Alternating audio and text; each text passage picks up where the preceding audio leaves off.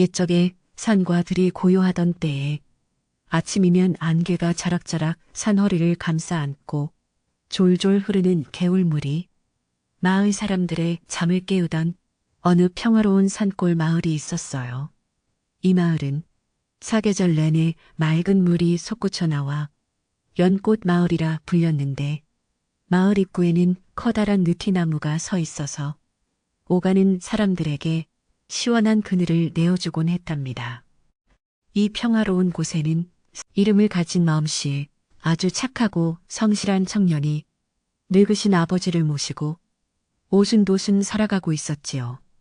스무는 아침마다 산에 올라 땔감을 해오고 저녁에는 밭을 일구며 정성껏 아버지를 봉양했는데 그의 효심은 인근 마을까지 소문이 자자할 정도로 지극정성이었답니다. 스무가 살던 집은 마을 가장자리 산비탈 아래에 자리 잡고 있었는데 작지만 정갈한 초가집 마당에는 늘 흙먼지 하나 없이 깨끗하게 쓸려 있었어요. 마당 한쪽에는 아버지가 좋아하시는 도라지와 더덕이 가득 심겨 있었고 뒷뜰에는 스무가 직접 정성을 들여 만든 작은 장독대들이 옹기종기 모여 있었지요. 매일 아침 스무는 제일 먼저 우물에서 맑은 물을 길어와 새순물을 데우고 부엌에서 구수한 된장찌개 냄새를 풍기며 아침상을 차렸답니다.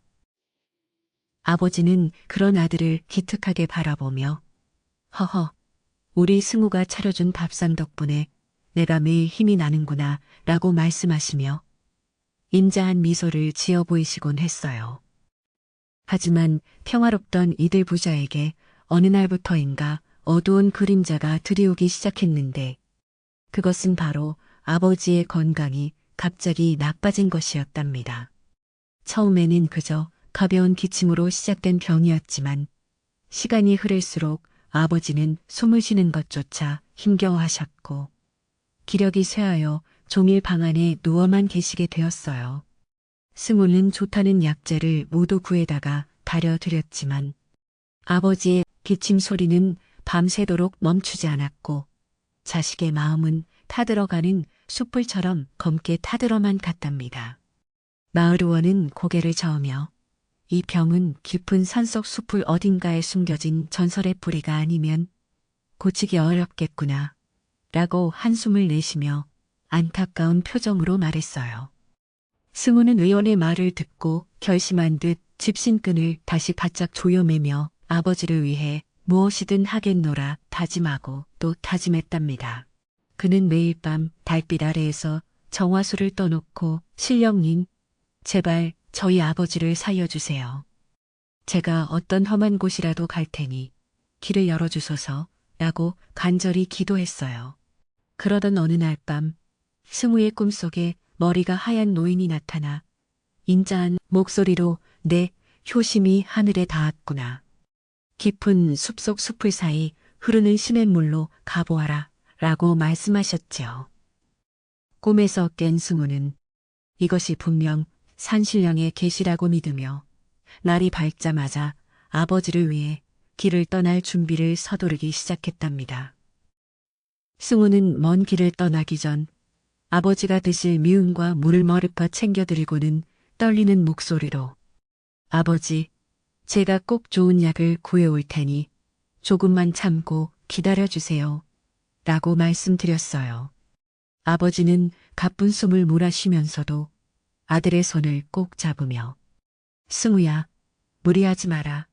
네 몸이 상하는 것보다 내가 아픈 게 훨씬 낫단다 라고 아들을 걱정하며 눈시울을 붉히셨답니다. 승우는 아버지의 손길을 뒤로하고 무거운 발걸음을 옮기며 반드시 약초를 찾아 돌아오겠다는 굳은 결의를 가슴속 깊이 새기고 집문을 나섰지요. 이른 아침의 공기는 차가웠지만 승우의 가슴속은 아버지를 향한 뜨거운 사랑과 희망으로 가득 차서 추위조차 느껴지지 않았답니다. 산으로 들어가는 길목에는 이슬을 머금은 풀잎들이 승우의 바지가랑이를 적셨지만 그는 아랑곳하지 않고 묵묵히 산길을 따라 깊은 숲으로 발걸음을 옮겼어요. 숲속은 평소보다 더 고요했고 가끔 들려오는 이름 모를 새들의 울음소리만이 승우의 친구가 되어 산행의 적막함을 달래주곤 했답니다. 승우는 길가에 핀 작은 야생화들에게도 얘들아, 혹시 우리 아버지 병을 곧 약초가 어디 있는지 아니? 라고 나지막하게 물으며 자연의 모든 생명에게 정중한 예의를 갖추었어요. 그는 나무 한 그루, 돌 하나도 함부로 대하지 않았으며 발밑에 기어가는 작은 벌레 하나라도 밟지 않으려 조심스럽게 발을 내디디며 숲과 하나가 되어갔답니다. 한참을 걷다 보니 숲은 점점 더 울창해지고 길은 험해졌지만 승우는 포기하지 않고 넝쿨을 헤치며 산 깊은 곳으로 더 깊숙이 들어갔어요. 햇빛조차 잘 들지 않는 어두운 숲의 사이를 지날 때면 무서운 생각이 들기도 했지만 고통스러워 하시던 아버지의 얼굴을 떠올리면 다시금 힘이 솟구쳤답니다. 그러다 문득 어디선가 시원한 물소리가 들려오기 시작했고 승우는 본능적으로 그 소리를 따라 발걸음을 재촉했는데 그곳에는 마치 보석처럼 맑은 물이 흐르는 시냇물이 있었지요. 시냇물은 바닥의 모래알 하나까지 다 보일 정도로 투명했고 그 주변으로는 신비로운 기운을 내뿜는 안개가 몽글몽글 피어오르고 있었답니다. 승우는 시냇가에 앉아 잠시 땀을 닦으며 맑은 물에 손을 담갔는데 물이 어찌나 차갑고 깨끗한지 손끝에서부터 온몸으로 청량한 기운이 전해지는 것 같았어요. 그는 물속을 가만히 들여다보며 혹시 꿈속 노인이 말씀하신 흔적이 있을까 찾아보았지만 여느 시냇물과 다름없이 평온한 풍경만이 펼쳐져 있었답니다. 시령님, 여기까지 왔는데 저희 아버지를 구할 수 있게 도와주세요. 라고 승우는 간절하게 혼잣말을 내뱉으며 물줄기를 따라 위로 올라가기 시작했어요. 산속 깊은 곳으로 올라갈수록 시냇물은 점점 더 넓어지고 물살은 빨라졌지만 승우는 바위를 딛고 조심스럽게 전진하며 약초를 향한 희망의 끈을 놓지 않았답니다. 주변의 나무들은 승우의 정성에 감복한 듯 가지를 늘어뜨려 그에게 길을 내어주었고 바람은 시원한 향기를 실어와 그의 지친 몸을 달래주었지요. 승우는 숲의 생명들이 자신을 지켜보고 있다는 느낌을 받았으며 그들에게 고마운 마음을 전하기 위해 정성스레 합장을 하고 감사의 인사를 올렸답니다. 숲의 주인님들, 길을 열어주셔서 감사합니다. 저는 오직 살리고 싶은 마음뿐이니 부디 저를 가엾게 여겨주십시오라고 말하는 그의 목소리는 숲 전체에 은은하게 울려 퍼졌어요. 승우의 순수한 마음은 숲속 요정들과 동물들의 마음을 움직였고 숲은 그에게 조금씩 자신의 비밀스러운 공간을 보여주기 시작했답니다. 그 시냇물을 거슬러 올라가다 보니 거대한 바위들이 성벽처럼 둘러싸인 신비로운 연못이 나타났는데 그곳은 마치 세상과 단절된 신선들의 정원처럼 아름다웠어요. 연못 주변에는 이름 모를 화초들이 만발해 있었고 몰 위에는 은은한 빛을 내뿜는 연꽃들이 둥둥 떠 있어서 보는 이의 넋을 잃게 만들었답니다. 승우는 그 아름다움에 감탄하면서도 아버지를 위해 찾아야 할 형상을 떠올리며 연못 구석구석을 샅샅이 뒤지기 시작했지요. 하지만 눈에 띄는 것은 오직 아름다운 꽃들뿐이었고 아버지를 살릴 수 있는 강인한 생명력을 지닌 뿌리는 어디에도 보이지 않아 승우의 마음은 초조해지기 시작했답니다. 승우는 지친 다리를 이끌고 연못가 큰 바위에 앉아 잠시 숨을 고르며 주위를 둘러보다가 물가에서 파들거리는 무언가를 발견하고 깜짝 놀라 다가갔어요. 자세히 보니 그것은 예쁜 깃털을 가진 작은 새 한 마리가 가시덤불에 걸려 날개짓을 하며 고통스러워하고 있는 모습이었답니다. 승우는 자신의 급한 용무도 잊은 채 조심스럽게 다가가 가시를 하나하나 제거해주고 상처 입은 새의 날개를 자신의 옷소매를 잘라 정성껏 감싸주었어요. 새는 승우의 따뜻한 손길에 안심한 듯 가만히 몸을 맡겼고, 승우는 가엾기도 해라. 이제 괜찮으니 아프지 마렴.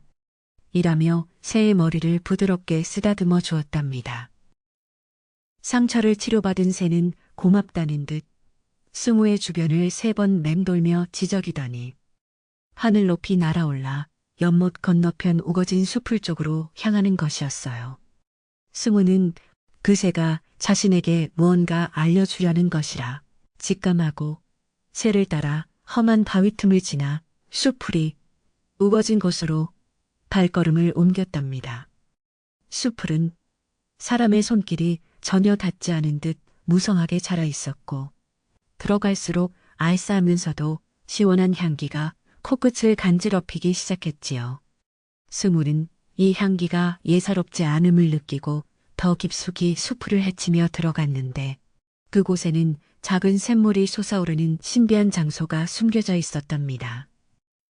샘물 주변에는 이끼가 가득 낀 오래된 나무 뿌리들이 엉켜 있었고, 그 사이사이에 푸른 빛을 띠는 약초들이 몇 폭이 자라고 있었지만 승우가 찾는 용의 뿌리는 아니었어요.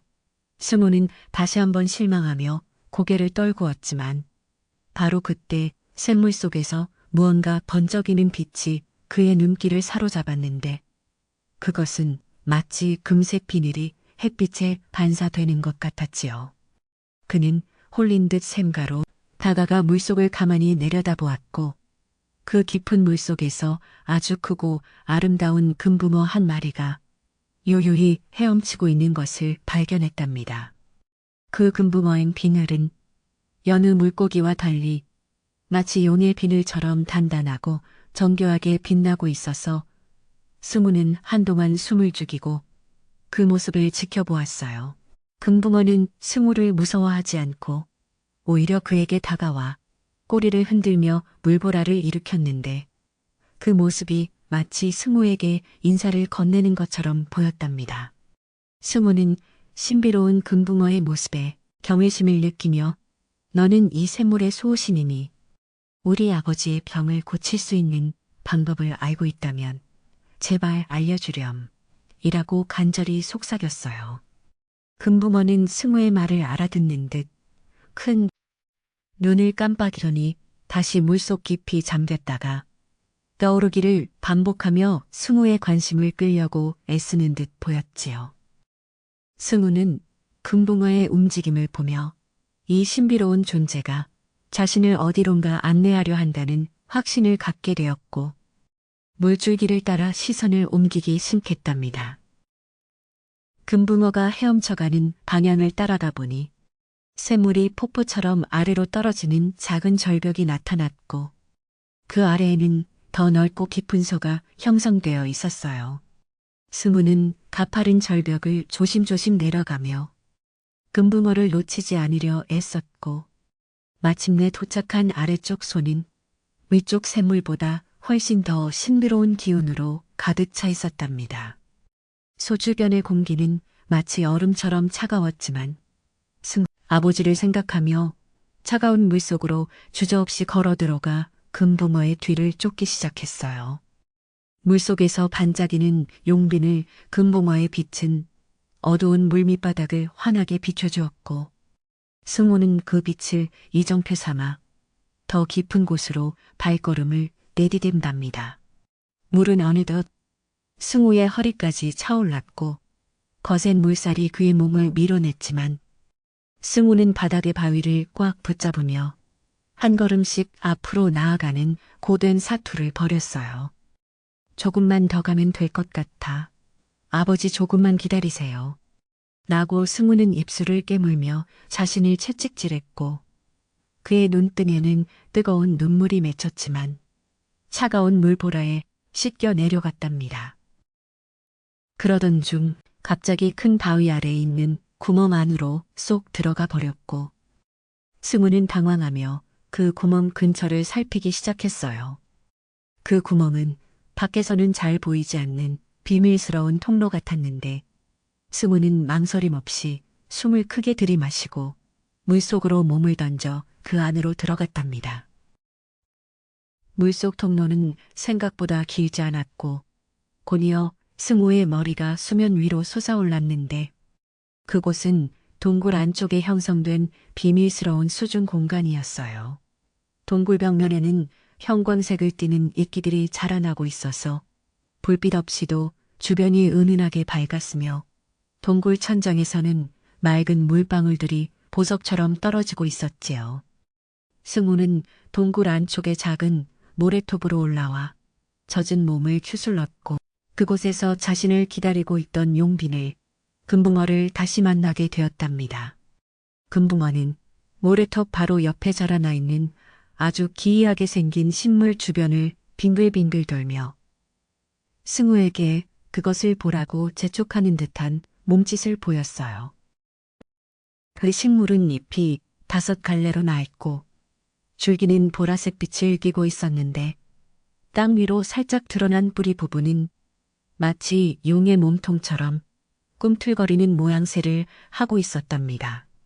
승우는 이것이 바로 의원이 말했던 그리고 꿈속 노인이 알려주려 했던 전설의 용의 뿌리임을 단번에 알아차리고 감격의 눈물을 흘리며 그 자리에 주저앉았어요. 드디어 찾았어. 이제 수 있겠구나. 고맙다. 이름 모를 친구야. 라고 승우는 금붕어에게 진심 어린 감사를 전하며 약초 앞에 정성스럽게 무릎을 꿇었답니다. 그는 약초를 함부로 캐지 않고 먼저 기도를 올린 뒤 숲의 생명력을 해치지 않도록 조심스럽게 주변의 흙을 파내기 시작했어요. 뿌리는 생각보다 깊고 단단하게 땅속에 박혀 있었지만 승우는 손톱이 깨지는 줄도 모르고 정성을 다해 흙을 걷어냈고 마침내 온전한 모양의 약초를 손에 넣었답니다. 약초를 손에 쥐는 순간 승우의 손바닥을 통해 따뜻하고 강한 생명의 기운이 전해져 왔으며 동굴 안의 공기마저 훈훈하게 변하는 신비로운 경험을 했지요. 승우는 약초를 품속에 소중히 갈무리하고 마지막 인사를 건넸는데 금붕어는 만족한 듯 꼬리를 크게 흔들며 물속으로 사라져 갔답니다. 이제 남은 일은 이 약초를 가지고 무사히 마을로 돌아가 아버지께 달려드리는 것뿐이었고 승우의 마음은 벌써 집 마당에 닿아 있었어요.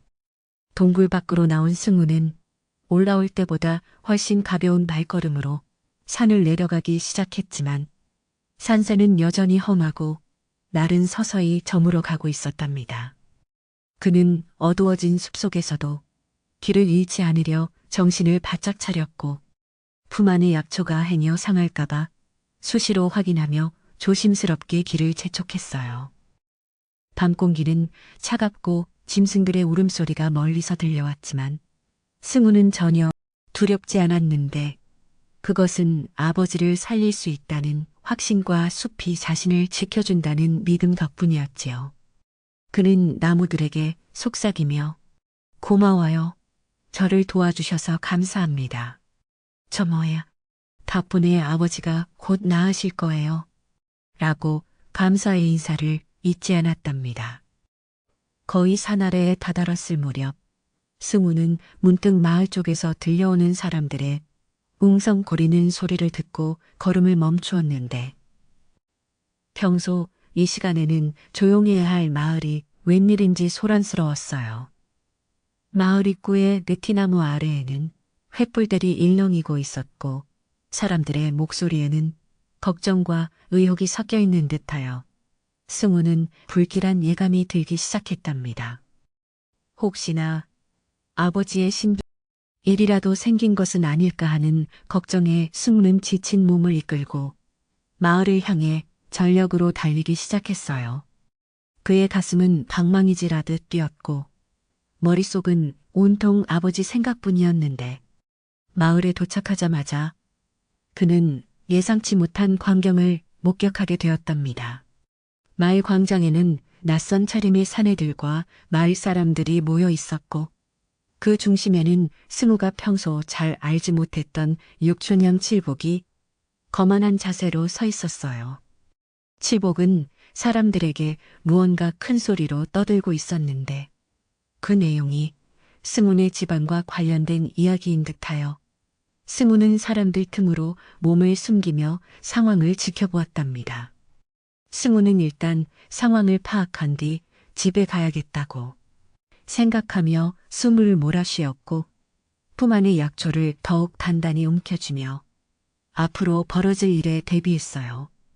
평화롭던 연꽃 마을에 감도는 이 묘한 긴장감은 승우가 겪어야 할 또 다른 시련의 시작을 알리는 종소리와도 같았답니다. 승우는 일단 사람들의 시선을 피해 집 뒤편으로 돌아가려 했지만 칠복의 날카로운 눈길이 승우를 발견하고는 어이, 저기 승우가 오는구나. 아버지를 버려두고 어디를 그렇게 쏘다니다 온 거냐? 라며 크게 소리를 질렀어요.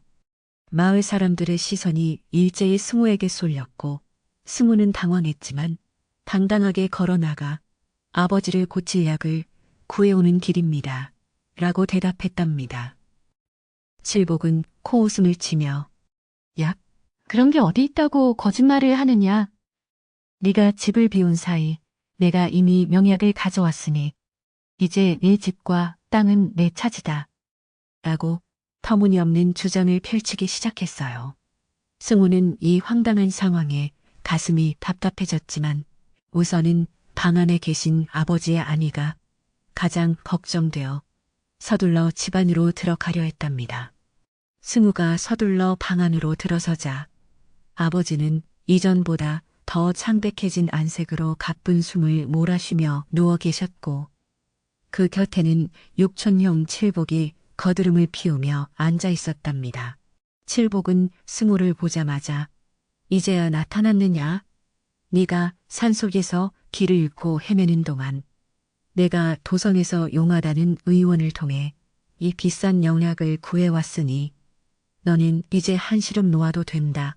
라고 떨었지요.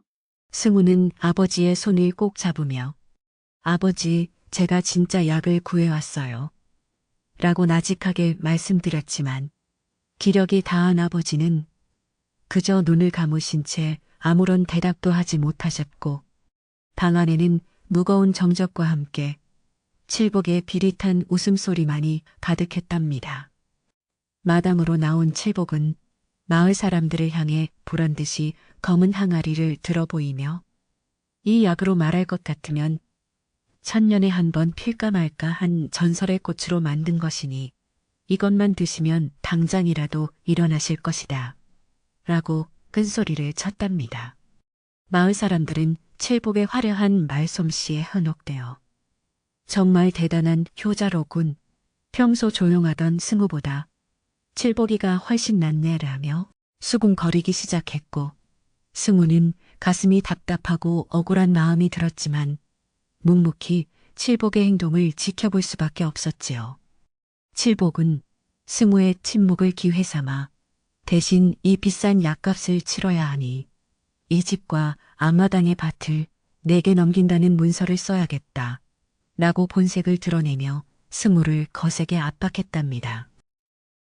마을 사람들 사이에서는 칠복의 터무니없는 요구에 대해 아무리 약값이 비싸다 해도 하나뿐인 조카의 집을 뺏으려 하다니 너무한 것 아니냐라는 우려의 목소리가 나오기 시작했지만 칠복은 아랑곳하지 않고 기세를 올렸어요.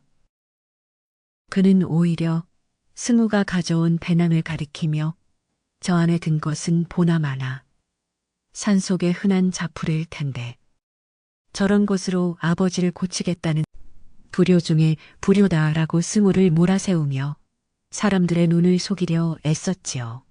승우는 품 안의 용의 뿌리를 꽉 움켜쥐며 이것은 신령님이 점지해 주신 약초입니다. 형님의 약보다 이것이 먼저입니다.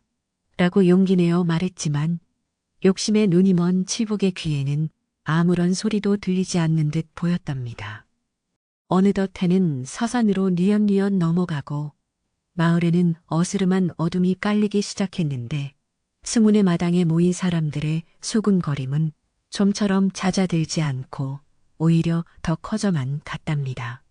칠복은 사람들에게 자 어서 이 약을 다려서 숙부님께 드려야 하니 아궁이에 불을 지펴라 라고 명령하며 마치 자기가 이 집의 주인이라도 된 양행세하며 승우를 부업되게 취급하며 몰아붙였지요.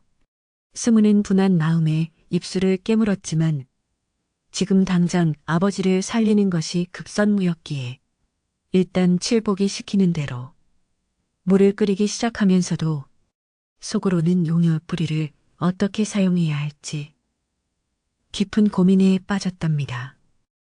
이때 마을의 가장 큰 어른이자 지혜롭기로 소문난 박영감이 지팡이를 짚고 천천히 마당으로 들어오시자 소란스러웠던 마당은 순식간에 찬물을 끼얹은 듯 고요해지며 사람들은 길을 터주었답니다.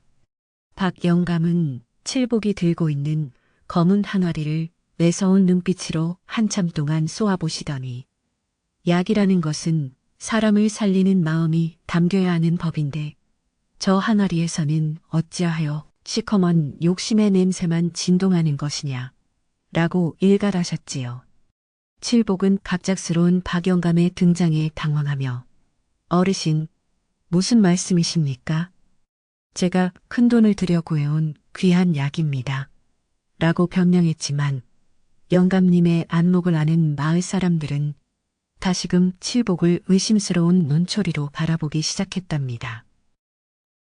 박영감은 칠복을 뒤로하고 부엌에서 불을 지피던 승우에게 다가가 어깨를 다독이며 승우야, 내 눈동자에는 산의 전기가 서려 있구나. 네가 산에서 무엇을 보고 무엇을 가져왔는지 나는 이미 다 알고 있단다. 라고 인자하게 말씀하셨어요.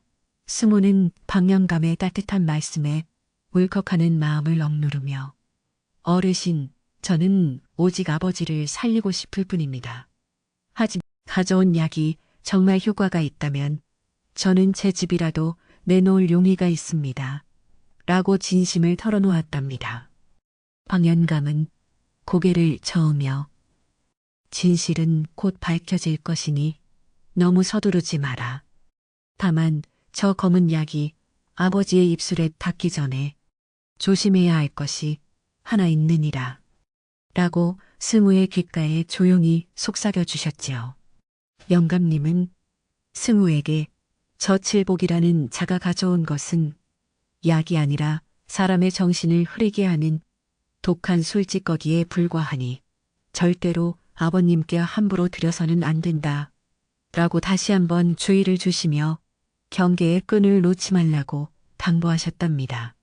승우는 영감님의 말씀을 듣고 가슴이 철렁 내려앉았으며 칠복이 아버지를 살리려는 마음보다는 오직 재산에 눈이 멀어 이런 엄청난 사기극을 벌이고 있다는 사실에 치가 떨리고 온몸이 부르르 떨렸지요.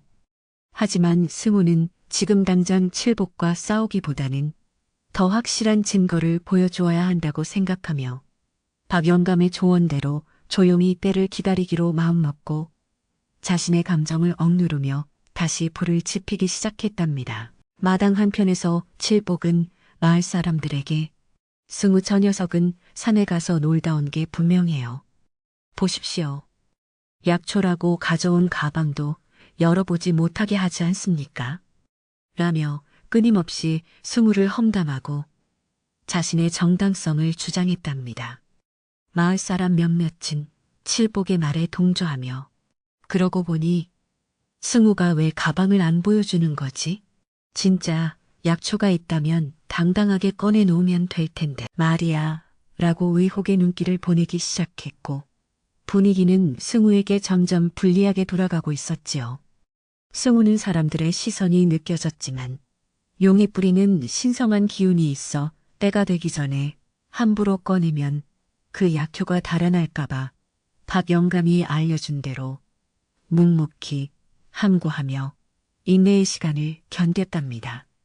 밤이 깊어갈수록 칠복의 목소리는 더욱 커졌고 급기야 그는 자, 이제 물이 끓었으니 내가 가져온 영약을 넣겠다. 모두들 지켜보아라. 이것이야말로 죽은 사람도 살린다는 도성의 비방이다. 라고 외치며 항아리의 뚜껑을 열었답니다.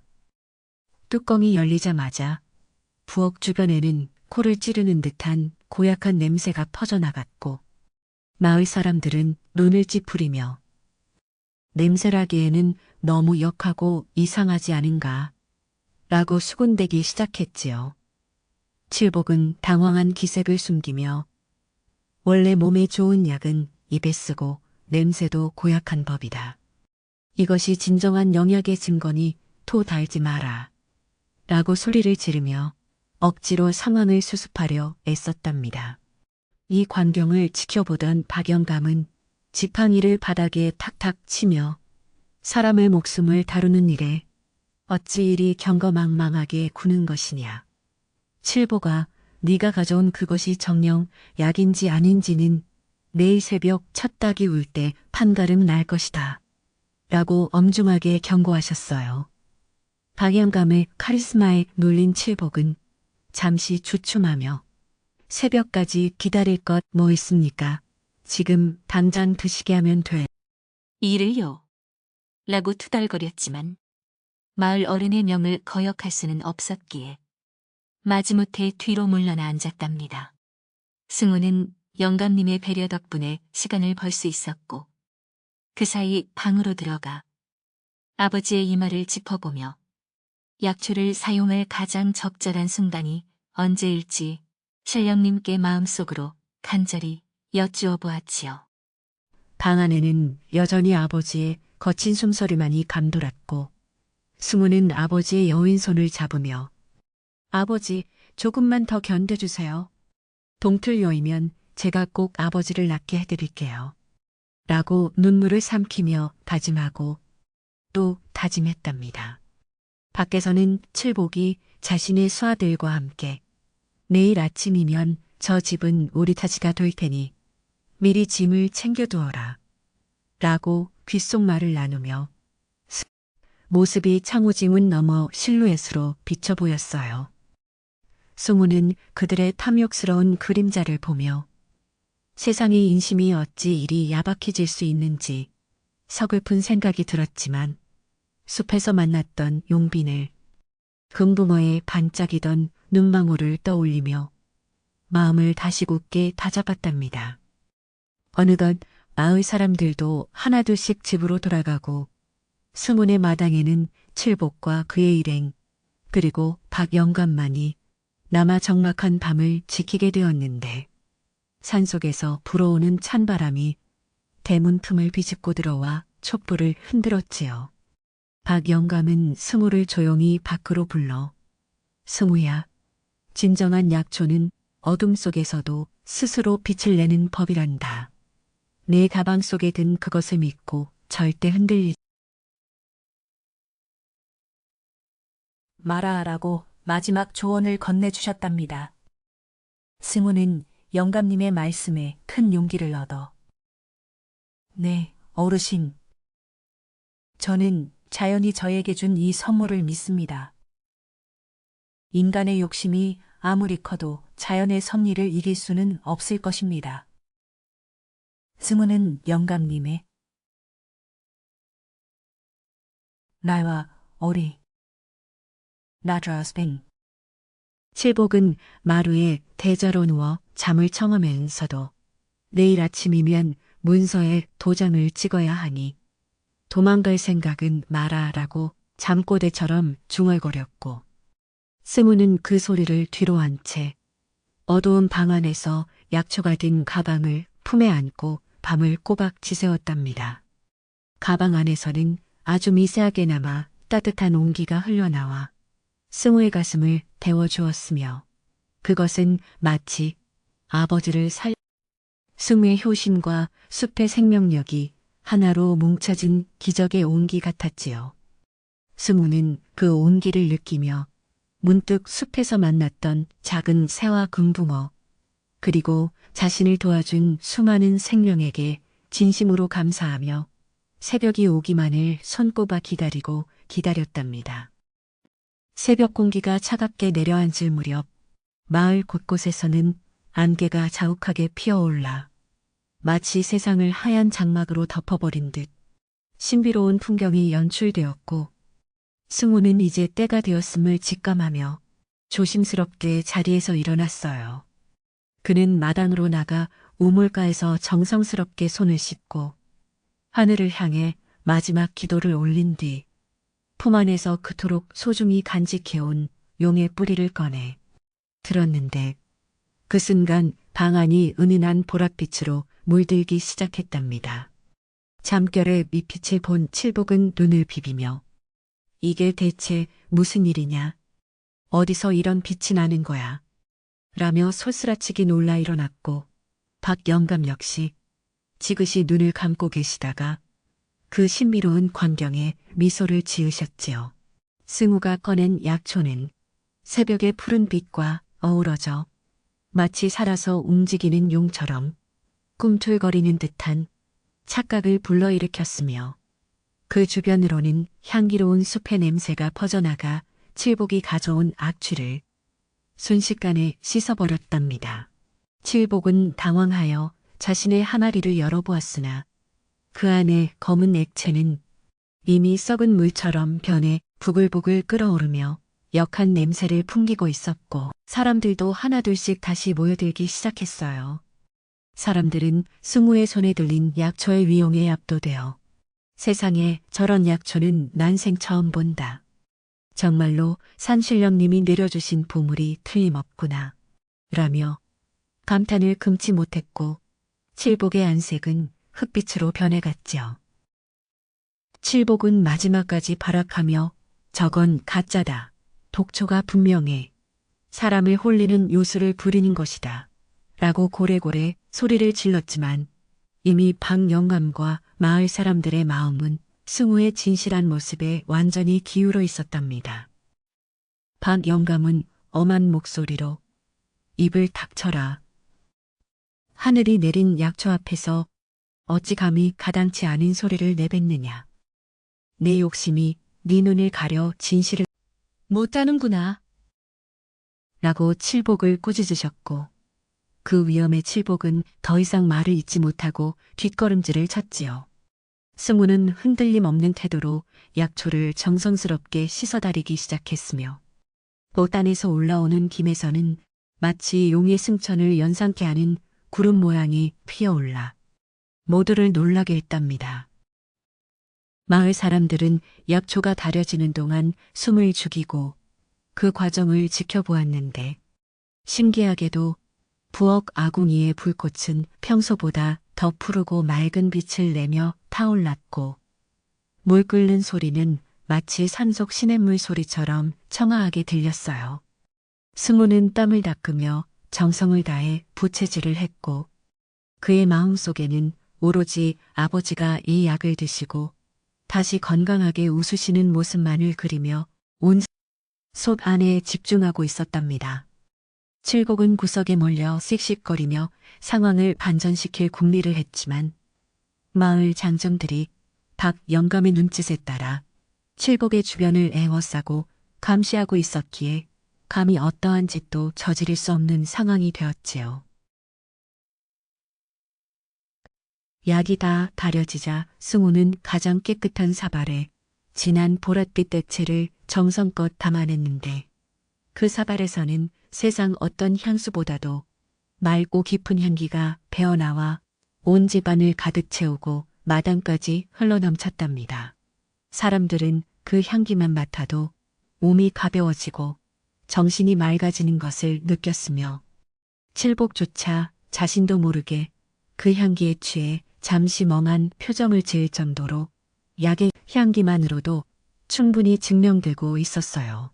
승우는 떨리는 손으로 약 사발을 들고 아버지의 방으로 들어갔고 박 영감은 그 뒤를 따르며 자, 이제 하늘의 뜻을 지켜보자꾸나 라고 말씀하시며 엄숙한 분위기를 자아내셨지요. 방 안으로 들어선 승우는 아버지의 머리를 조심스럽게 받쳐 올리고 아버지, 약 드세요. 산신령님이 주신 귀한 약입니다. 라고 속삭이며 수저로 조금씩 약물을 떠서 아버지의 메마른 입술에 적시어 드렸답니다. 천모금이 아버지의 목구멍을 넘어가는 순간 신기하게도 아버지의 얼굴에 돌던 검은 기운이 썰물처럼 빠져나가기 시작했고 멈추지 않던 기침 소리가 잦아드는 기적이 일어났어요.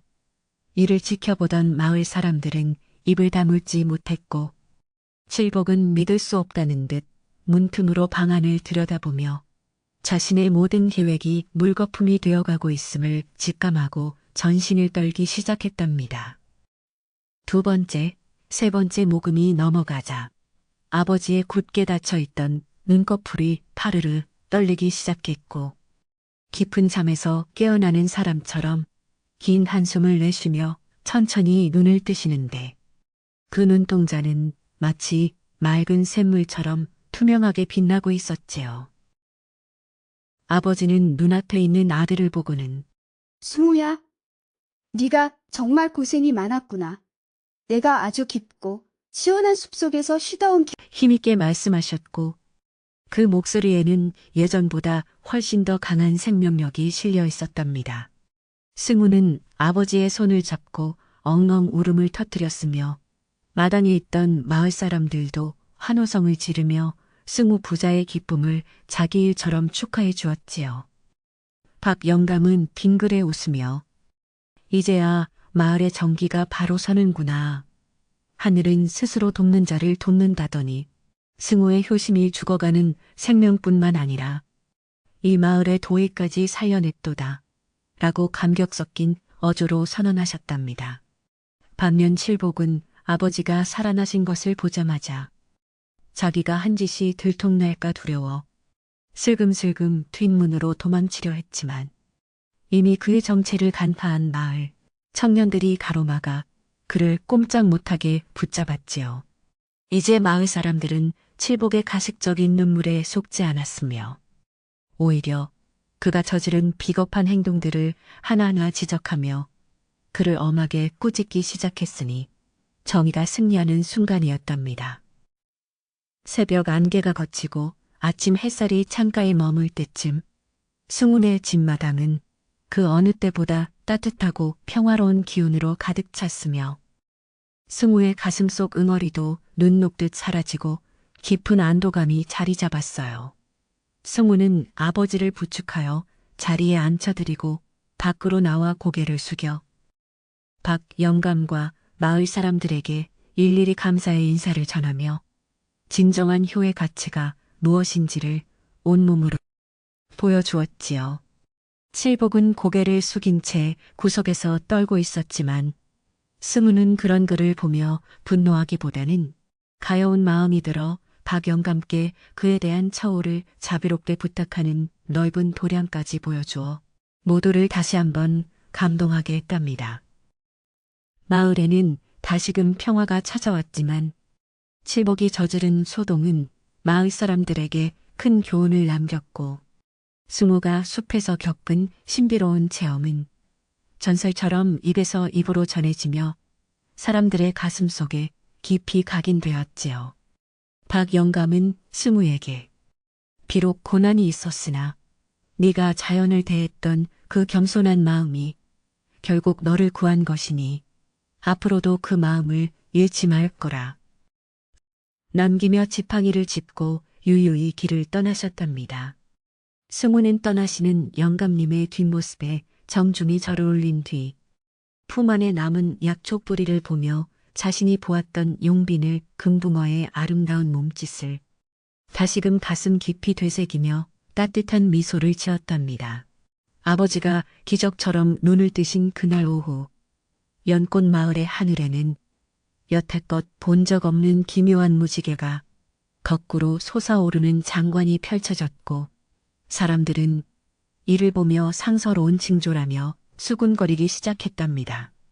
하지만 기쁨도 잠시 마을 한편에서는 칠복이 내뱉은 독한 말들이 독버섯처럼 퍼져나가며 평화롭던 분위기를 순식간에 차갑게 얼려버렸는데 그것은 산의 영물을 죽이고 품져온 부정한 물건이라는 흉흉한 소문이었지요.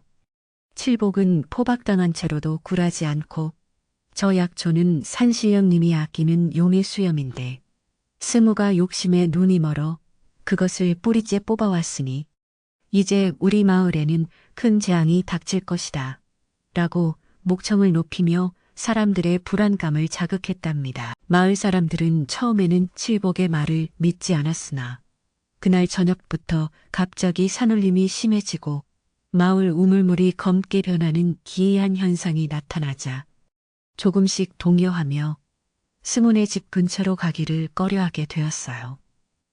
스문은 아버지를 정성껏 간호하면서도 밖에서 들려오는 사람들의 거친 숨소리와 의심 가득한 눈초리를 느끼며 가슴 한구석이 답답해져 왔지만 자신이 숲에서 만났던 금붕어의 눈빛을 떠올리며 진실은 결코 변하지 않는다고 스스로를 다독였답니다.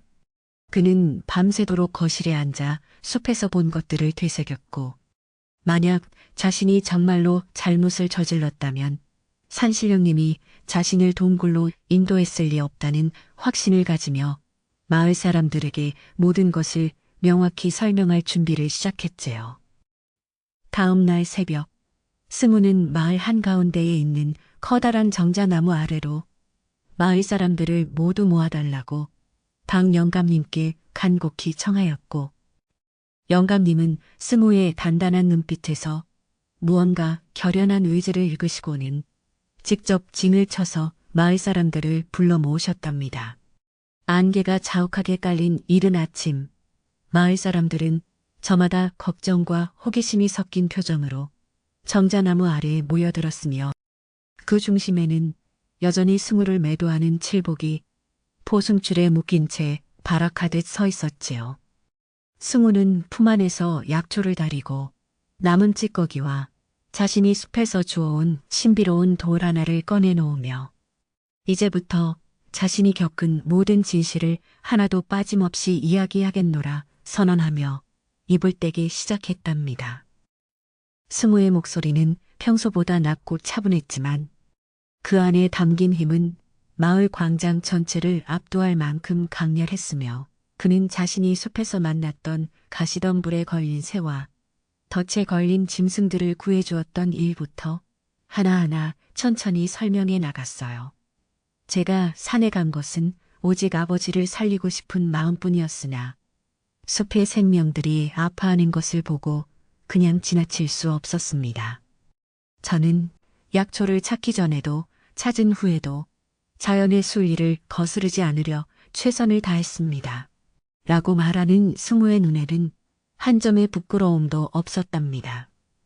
사람들은 승우의 진심 어린 고백에 귀를 기울이며 조금씩 칠복의 궤변보다는 승우의 진실된 삶의 궤적에 마음을 열기 시작했고 광장에는 오직 승우의 목소리만이 잔잔하게 울려 퍼졌지요.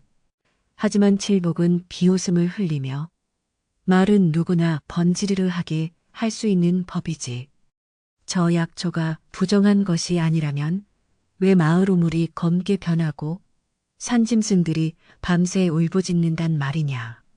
라며 다시금 눈박을 시작했고 이에 사람들은 다시금 술렁이며 불안한 기색을 내비쳤답니다. 바로 그때 승우가 가져온 신비로운 돌에서 은은한 푸른 빛이 새어 나오기 시작하더니 광장 바닥에 스며들어 있던 어두운 그림자들을 씻어내기 시작했고 이를 본 박영감님은 무릎을 닥치며 이것은 산의 전기가 서린 용환석이 아니냐. 이것은 산이 허락한 자만이 가질 수 있는 증표로다. 라고 크게 외치셨지요. 영감님의 말씀에 사람들은 경외심 어린 눈으로 돌을 바라보았고 승우는 이 돌이 자신을 인도했던 용빈을 금붕어가 마지막에 남겨준 선물임을 깨닫고 고개를 숙였답니다.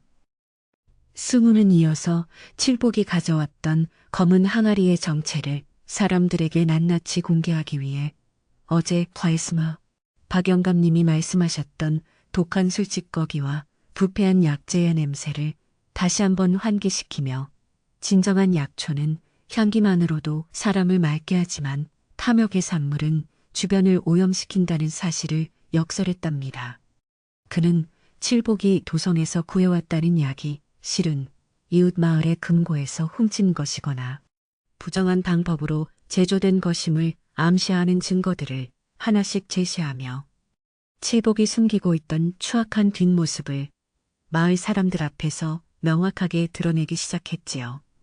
칠복은 안색이 파랗게 질려 변명을 늘어놓으려 했으나 승우의 논리 정연하고 진실된 증언 앞에서는 그 어떤 거짓말도 힘을 발휘하지 못하고 공중으로 흩어질 뿐이었답니다. 마을 사람들은 점차 승우가 가져온 변화가 제한이 아니라 축복이었음을 깨닫게 되었고 검게 변했던 우물물 역시 사실은 가뭄을 대비해 지하의 맑은 물이 솟구치기 전 일시적으로 일어난 자연의 징조였음을 박 영감님이 설명해 주시자 모든 오해와 불안이 눈 녹듯 사라졌답니다.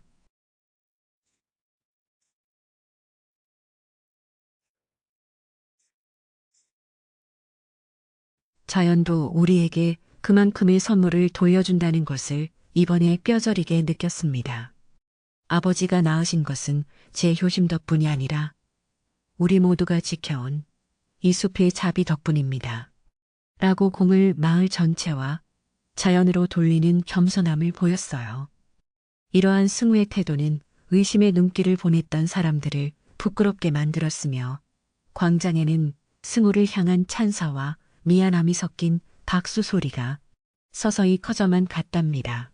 승우는 이제 칠복과의 악연을 매듭짓기 위해 박 영감님께 마지막 판결을 부탁드렸고 영감님은 마을의 법도에 따라 칠복을 마을에서 영구히 추방하되 그가 훔치거나 속여서 모은 재산은 모두 원래 주인과 마을의 빈민들에게 돌려주라고 엄히 명하셨답니다.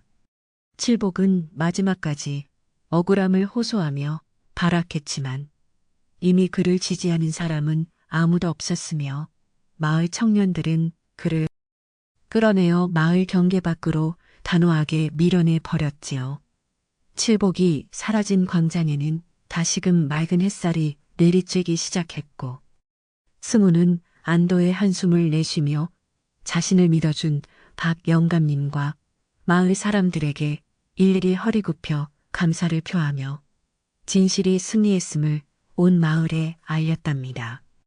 사람들이 하나둘씩 흩어지기 시작할 무렵 승우는 문득 정자나무 아래에 작은 새 한 마리가 내려앉아 자신을 반이 바라보고 있는 것을 발견했는데 그것은 바로 숲에서 자신이 구해주었던 바로 그 새였답니다. 새는 지저귀며 승우의 어깨 위로 날아와 잠시 머물다가 하늘 높이 날아갔으며 그 모습은 마치 숲의 정령이 승우의 고결한 행동을 축하하고 격려해주는 것처럼 보여서 지켜보던 이들의 마음을 뭉클하게 만들었지요. 승우는 이제 모든 짐을 내려놓은 듯 가벼운 마음으로 집을 향해 발걸음을 옮겼고 길목마다 마주치는 마을 사람들은 승우의 손을 맞잡으며 우리가 잠시 눈이 멀어 너를 의심했구나. 미안하다 승우야. 라고 진심 어린 사과를 건넸답니다. 집에 도착한 승우는 마당을 가로질러 아버지의 방으로 들어갔고 아버지는 이미 기력을 회복하여 자리에 앉아 승우를 인자한 미소로 맞이해 주셨는데 그 방 안에는 여전히 용의 뿌리가 남긴 은은한 향기가 감돌고 있었어요. 아버지는 승우의 손을 꼭 잡으시며 고생 많았다 내 아들아. 네가 겪은 시련이 너를 더 단단한 사람으로 만들었구나. 이제 우리는 다시 평화롭게 살아갈 수 있겠어. 라고 말씀하시며 승우의 등을 토닥여 주셨답니다. 승우는 아버지의 품 안에서 그동안 참아왔던 긴장이 풀리며 뜨거운 눈물을 흘렸고 그것은 슬픔의 눈물이 아니라 모든 오해가 풀리고 사랑하는 가족을 지켜냈다는 기쁨과 안도의 눈물이었지요. 그날 오후부터 마을에는 신기하게도 가뭄이 해갈되는 단비가 촉촉하게 내리기 시작했는데 사람들은 이 비를 승우의 비라 부르며 대지의 목마름을 채워주는 자연의 선물로 귀하게 여겼답니다. 승우는 빗소리를 들으며 부엌에서 정성껏 아버지를 위한 죽을 끓였고 아궁이에서 타오르는 장작 소리는 마치 마을의 나쁜 기운을 태워버리는 정화의 소리처럼 경쾌하게 비는 거센 폭풍우가 아니라 대지를 부드럽게 적시는 생명의 숨결 같았으며 연꽃 마을의 논과 밭은 그 비를 머금고 더욱 푸릇푸릇하게 생기를 되찾아보는 이들의 마음을 풍요롭게 만들어 주었답니다. 승우는 빗물이 고이는 마당을 바라보며 문득 숲속의 용빈을 금붕어가 생각나서 자신이 가져온 용안석을 꺼내어 빗물에 깨끗이 닦아내자 돌은 더욱 찬란한 빛을 발하며 거실 전체를 환하게 비추었지요. 그는 이 돌을 집안의 갑으로 삼는 대신 마을 우물가에 놓아두어 마을 사람 모두가 그 정기를 함께 나누기로 결심하고는 다짐했답니다. 승우의 이러한 이타적인 마음씨는 나중에 마을 사람들에게 전해져 그를 더욱 존경받는 인물로 만들었으며 연꽃 마을은 단순히 물이 맑은 곳을 넘어 인심이 가장 후한 마을로 이름이 나게 되었어요. 밤이 되자 비는 그치고 구름 사이로 커다란 보름달이 떠올랐는데 달빛은 승훈의 초가집 지붕 위에 내려앉아 마치 은하수가 흐르는 듯한 신비로운 분위기를 자아내며 보는 이의 마음을 평온하게 해주었답니다.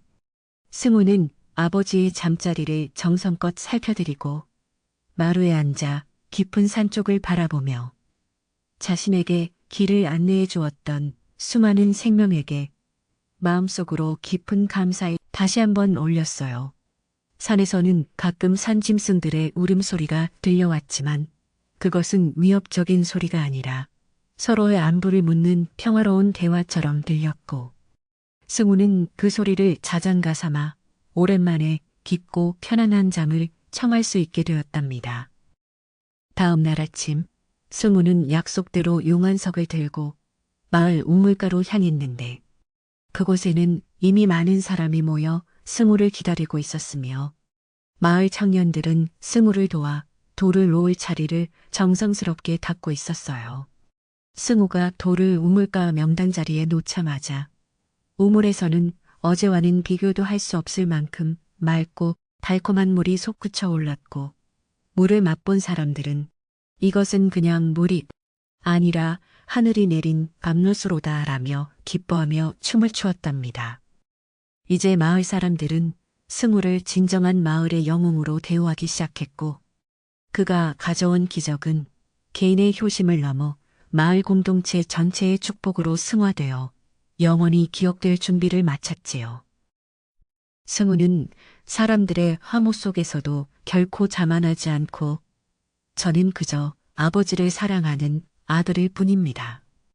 우리 모두가 서로를 아끼고 자연을 존중한다면 이런 기적은 언제든 다시 일어날 것입니다. 라고 겸손하게 말하며 미소를 지었답니다. 박 영감님은 그런 승우를 흐뭇하게 바라보시며 지팡이를 짚고 다가와 승우야, 네가 심은 선의 씨앗이 이렇게 큰 열매를 맺었구나. 마을의 앞날은 이제 너의 마음처럼 밝고 맑을 것이니 걱정 마라 라고 축복해 주셨어요.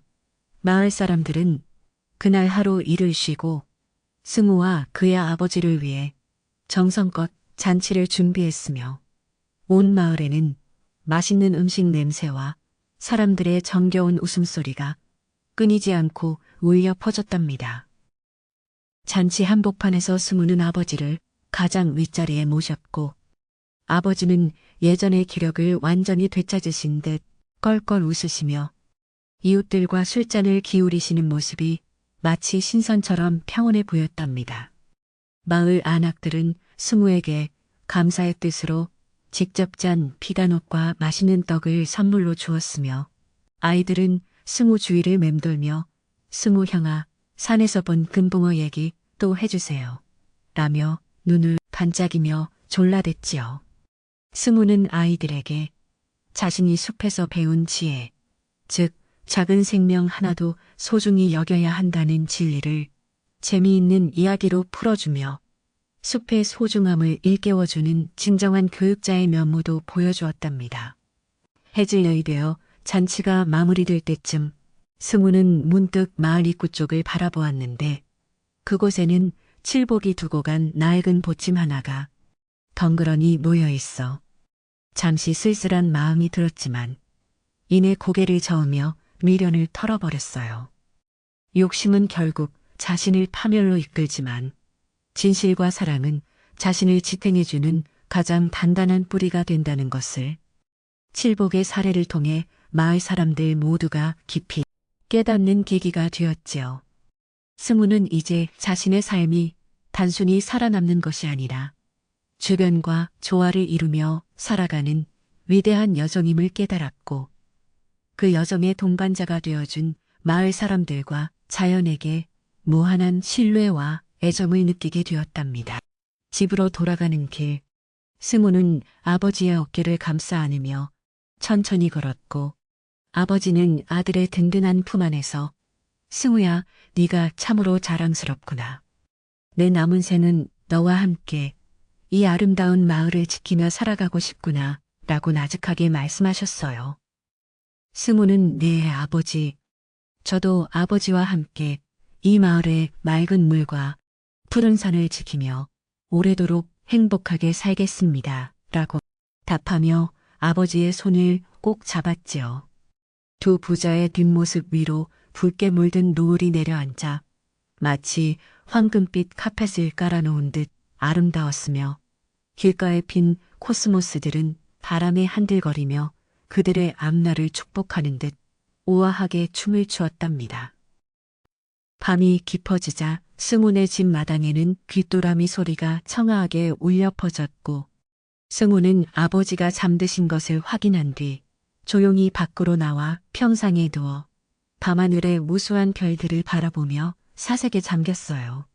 그는 문득 자신이 숲에서 보았던 그 금붕어가 어쩌면 산신령의 화신이었을지도 모른다는 생각을 하며 자신에게 주어진 이 모든 기적에 대해 다시 한번 경건한 마음으로 감사를 표했답니다. 별들은 승우의 마음을 아는 듯 더욱 밝게 빛나며 그의 눈동자 속에 담겼고 승우는 그 빛 속에서 미래에 대한 희망과 평화로운 마을의 모습을 그리며 행복한 미소를 지은 채 깊은 밤의 정취에 흠뻑 젖어들었답니다.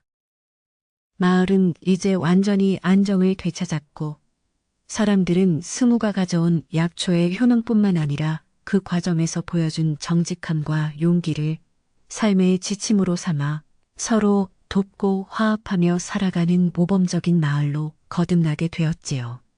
승우는 매일 아침 우물가로 나가 용안석에 묻은 먼지를 닦아내며 마을의 안녕을 빌었고 신기하게도 그 돌은 승우가 닦을 때마다 더욱 맑은 기운을 내뿜어 마을 전체의 분위기를 항상 밝고 활기차게 유지해 주었답니다. 이러한 소문은 이웃 고을까지 퍼져 많은 사람이 연꽃 마을의 맑은 물과 승우의 이야기를 듣기 위해 찾아오게 되었고 마을은 전보다 더욱 활기가 넘치고 풍요로운 곳으로 발전해 나갔어요. 승우는 가끔 혼자서 숲 입구까지만 산책하며 숲의 향기를 맡곤 했는데 그때마다 숲에서는 기분 좋은 바람이 불어와 승우의 머리카락을 어루만지며 마치 잘 지내고 있니? 우리가 항상 너를 지켜보고 있단다. 라고 속삭이는 듯 했답니다. 그는 더 이상 깊은 숲속으로 들어가지 않아도 자연과 소통할 수 있는 마음의 눈을 갖게 되었으며 자신의 집 마당에 심은 작은 꽃 숭이에서도 거대한 숲의 생명력을 느끼며 소박하지만 위대한 삶의 기쁨을 누렸지요. 승우의 이야기는 그렇게 전설이 되어 마을의 역사로 남았고 후대의 아이들은 승우의 이야기를 들으며 효도와 자연 보호의 중요성을 가슴 깊이 새기며 자라나게 되는 아름다운 전통이 생겨났답니다. 어느덧 겨울이 가고 다시 봄이 찾아와 연꽃 마을의 연못에 파릇파릇한 새싹이 돋아날 때쯤 승우는 아버지와 함께 밭으로 나가 씨앗을 뿌리며 새로운 한 해를 준비하는 행복한 일상을 보내고 있었어요. 아버지는 이제 지팡이 없이도 혼자서 너끈히 산책하실 만큼 건강해지셨고, 마을 사람들은 그런 아버지를 볼 때마다 승우의 효심이 하늘을 감동시킨 산증인이로다 라며 칭찬을 아끼지 않았답니다. 승우는 그저 허허 웃으며 자신의 몫을 다할 뿐이었고, 그의 겸손하고 진실한 모습은 시간이 흐를수록 더욱 빛을 발하며 마을의 정신적 지주로서의 역할을 톡톡히 해나가며 평화로운 나날을 보내게 되었답니다. 승우는 이제 어엿한 청년이 되어 마을의 대소사를 챙기며 박영감님의 든든한 조력자가 되었고, 칠복이 떠난 자리는 마을 사람들의 따뜻한 정과 신뢰로 가득 채워져 그 어떤 갈등도 비집고 들어올 틈이 없었지요. 연꽃 마을의 저녁놀은 유난히 붉고 아름다웠는데, 그 노을빛 속에서 승우와 아버지가 나란히 앉아 저녁을 기다리는 모습은 세상에서 그림과도 같았답니다. 이야기는 이렇게 진실이 밝혀지고 악이 물러난 뒤 찾아온 평온한 일상의 소중함을 일깨워주며 우리에게 마음의 평안과 깊은 잠을 불러오는 따뜻한 위로의 메시지를 전해주며 서서히 막을 내릴 준비를 하고 있었답니다. 온 마을을 감싸고 있던 무거운 침묵과 의욕의 안개가 완전히 걷히고 난 뒤 맞이한 연꽃 마을의 첫 아침은 여느 때보다 훨씬 밝고 찬란한 황금빛 햇살로 가득 찼으며, 사람들은 가벼운 마음으로 기지개를 켜며 맑은 공기를 깊게 들이마셨답니다. 마을 사람들은 어제 정자나무 아래서 있었던 승우의 진실된 고백과 칠복의 비겁한 실체, 남아있던 찜찜한 의욕의 찌꺼기들을 말끔히 씻어내기 위해 저마다 빗자루를 들고 자기 집 마당을 정성스럽게 쓸기 시작했지요. 어둠과 시기심이 물러간 자리에는 이웃 간의 따스한 온기가 다시금 스며들었고, 집집마다 부지런히 피어오르는 아침 연기는 평화로운 일상의 시작을 알리는 아주 반가운 신호처럼 푸른 하늘 위로 몽글몽글 피어올라 마을의 안녕과 듯 보였답니다. 마을 경계에 낡은 나무문 근처에서는 욕심에 눈이 멀어 마을을 소란스럽게 만들었던 칠복이 마을 청년들의 단호한 감시 아래 자신의 초라한 보침을 챙겨 떠날 준비를 하고 있었는데, 그의 뒷모습은 어제의 기세등등함은 온데간데 없이 비굴함으로 가득 차 있었답니다. 마을 사람들은 그가 떠나는 길을 비난하기보다는 침묵으로 배웅하며 다시는 이 신성한 마을에 탐욕의 씨 뿌려지지 않기를 마음속으로 간절히 빌었고, 칠복은 고개도 들지 못한 채 먼지 나는 산길을 따라 서둘러 발걸음을 옮겨 마을 사람들의 시야에서 영원히 사라져 갔지요. 한때의 소동을 일으켰던 불청객이 떠나자 마을 입구의 느티나무는 마치 나쁜 기운을 털어내듯 바람에 잎새를 부딪히며 시원한 소리를 내었고, 마을 사람들은 이제야 진정으로 마을의 평화가 되찾아 온몸으로 느끼며 안도의 한숨을 내쉬었답니다. 승우는 이른 아침부터 마당 구석구석을 정성스럽게 쓸며 아버지의 방에서 흘러나오는 평온한 숨소리를 들었고, 그가 지은 빗자루가 마당을 지날 때마다 불길했던 기억들이 흙먼지와 함께 밖으로 쓸려 나가는 기분 좋은 정화의 시간을 만끽했답니다. 마당 한쪽에서는 지난밤 내린 비로 촉촉해진 흙 사이에서 작은 풀꽃들이 기운차게 고개를 내밀고 있었는데, 자연의 강인한 생명력에 다시 한번 경외감을 느끼며 자신의 행동이 결코 헛되지 않았음을 조용히 확신했지요. 그는 아버지를 위해 신선한 물을 길어오기에 유물가로 향하며 마주치는 이웃들에게 밝은 미소로 인사를 건넸고, 마을 사람들도 어제의 미안함을 담아 승우의 어깨를 토닥이며 그의 효심과 정직함을 진심으로 칭찬해주는 훈훈한 광경이 펼쳐졌답니다. 오늘은 마을 사람들 모두가 한마음으로 정한 마을 대청소의 날이었는데 사람들은 단순히 자신의 집뿐만 아니라 마을의 공동 우물과 길목을 깨끗이 닦아내며 지난 며칠간 쌓였던 마음의 갈등을 물리적으로 씻어내는 정성스러운 의식을 치르기 시작했답니다. 안악들은 시냇가에 모여 마을 잔치에 쓸 돗자리와 천들을 깨끗이 빨아 햇볕이 잘 드는 바위 위에 널어두었고 부서지는 햇살은 마치 보석가루를 뿌려놓은 듯 눈부시게 빛나며 마을의 앞날이 다시금 투명하게 빛날 것임을 예고하는 듯 했지요. 아이들은 어른들의 일손을 돕는다며 골목길에 돌멩이들을 치우고 까르르 웃으며 뛰어다녔는데 그 맑은 웃음소리는 마을 곳곳에 스며들어 긴장과 불신으로 가득 찼던 공간을 순식간에 동심과 활기가 넘치는 따뜻한 보금자리로 가장 중요한 청소 장소는 역시 마을의 생명줄이자 신비로운 용환석이 놓인 중앙 우물가였는데 박 영감님의 지휘 아래 건장한 청년들이 달라붙어 우물 주변의 이끼를 닦아내고 바닥에 모래를 새로 깔아 마치 새 우물을 파낸 듯 정갈한 모습으로 탈바꿈시켰답니다.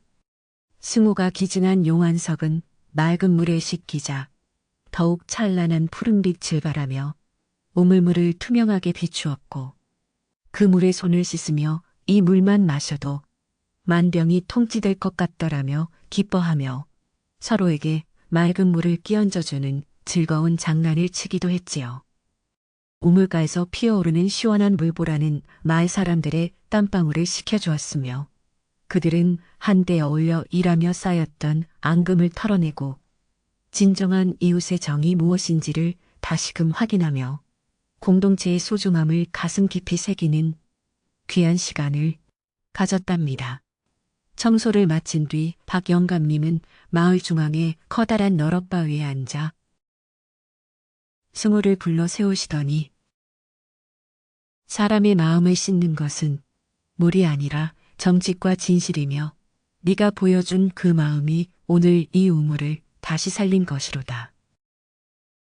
라고 마을 사람들 앞에서 다시 한번 강조하며 그를 격려하셨답니다.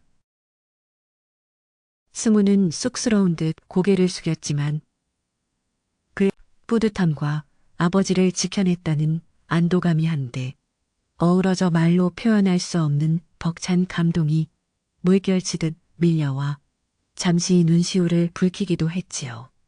마을 사람들은 박 영감님의 말씀에 고개를 끄덕이며 앞으로는 칠복과 같은 외부의 유혹이나 근거 없는 소문에 휘둘리지 않고 오직 서로에 대한 믿음과 자연에 대한 감사함으로 마을을 지켜나가겠노라 굳게 다짐하며 맞잡았답니다. 이제 소동을 마무리하고 평화를 축하하기 위해 마을 부녀회에서는 각자 집에서 가져온 정갈한 음식 재료들을 모아 커다란 가마솥에 불을 지피고 온 마을이 함께 나누어 먹을 푸짐한 잔치, 국수와 전을 부치기 시작했는데 고소한 기름 냄새가 온 동네에 진동했답니다. 승훈의 마당에도 정겨운 이웃들이 찾아와 아버지를 위해 특별히 준비한 보양식을 전해주었으며 아버지는 마루 끝에 앉아 그들의 정성에 연신 감사 인사를 전하며 예전보다 훨씬 건강하고 혈색이 좋은 모습으로 이웃들과 담소를 나누셨지요.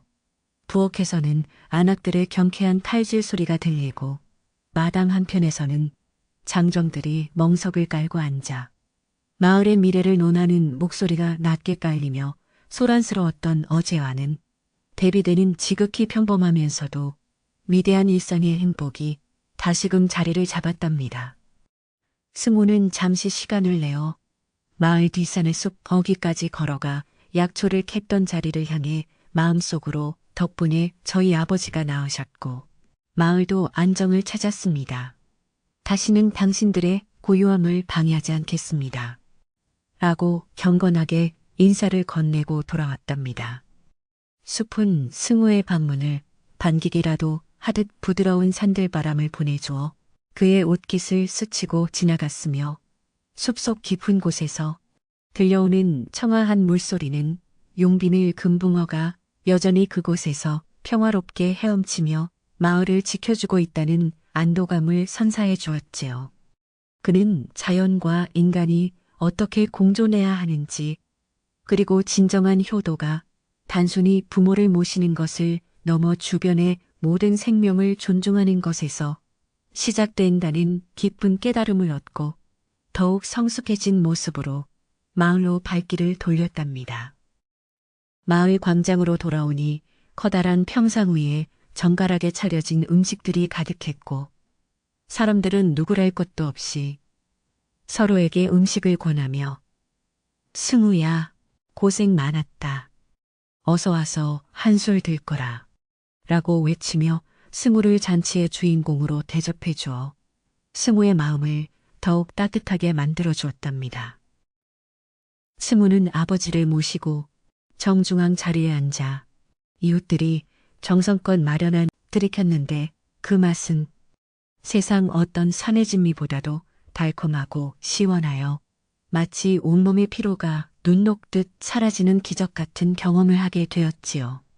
사람들은 칠복의 악행을 안주 삼아 이야기하면서도 결국은 승우의 정직함이 승리했다는 결말에 박수를 치며 웃음을 터뜨렸고 마을에는 오랫동안 잊혔던 정겨운 풍경이 다시 살아나 축제 분위기가 고조되었답니다.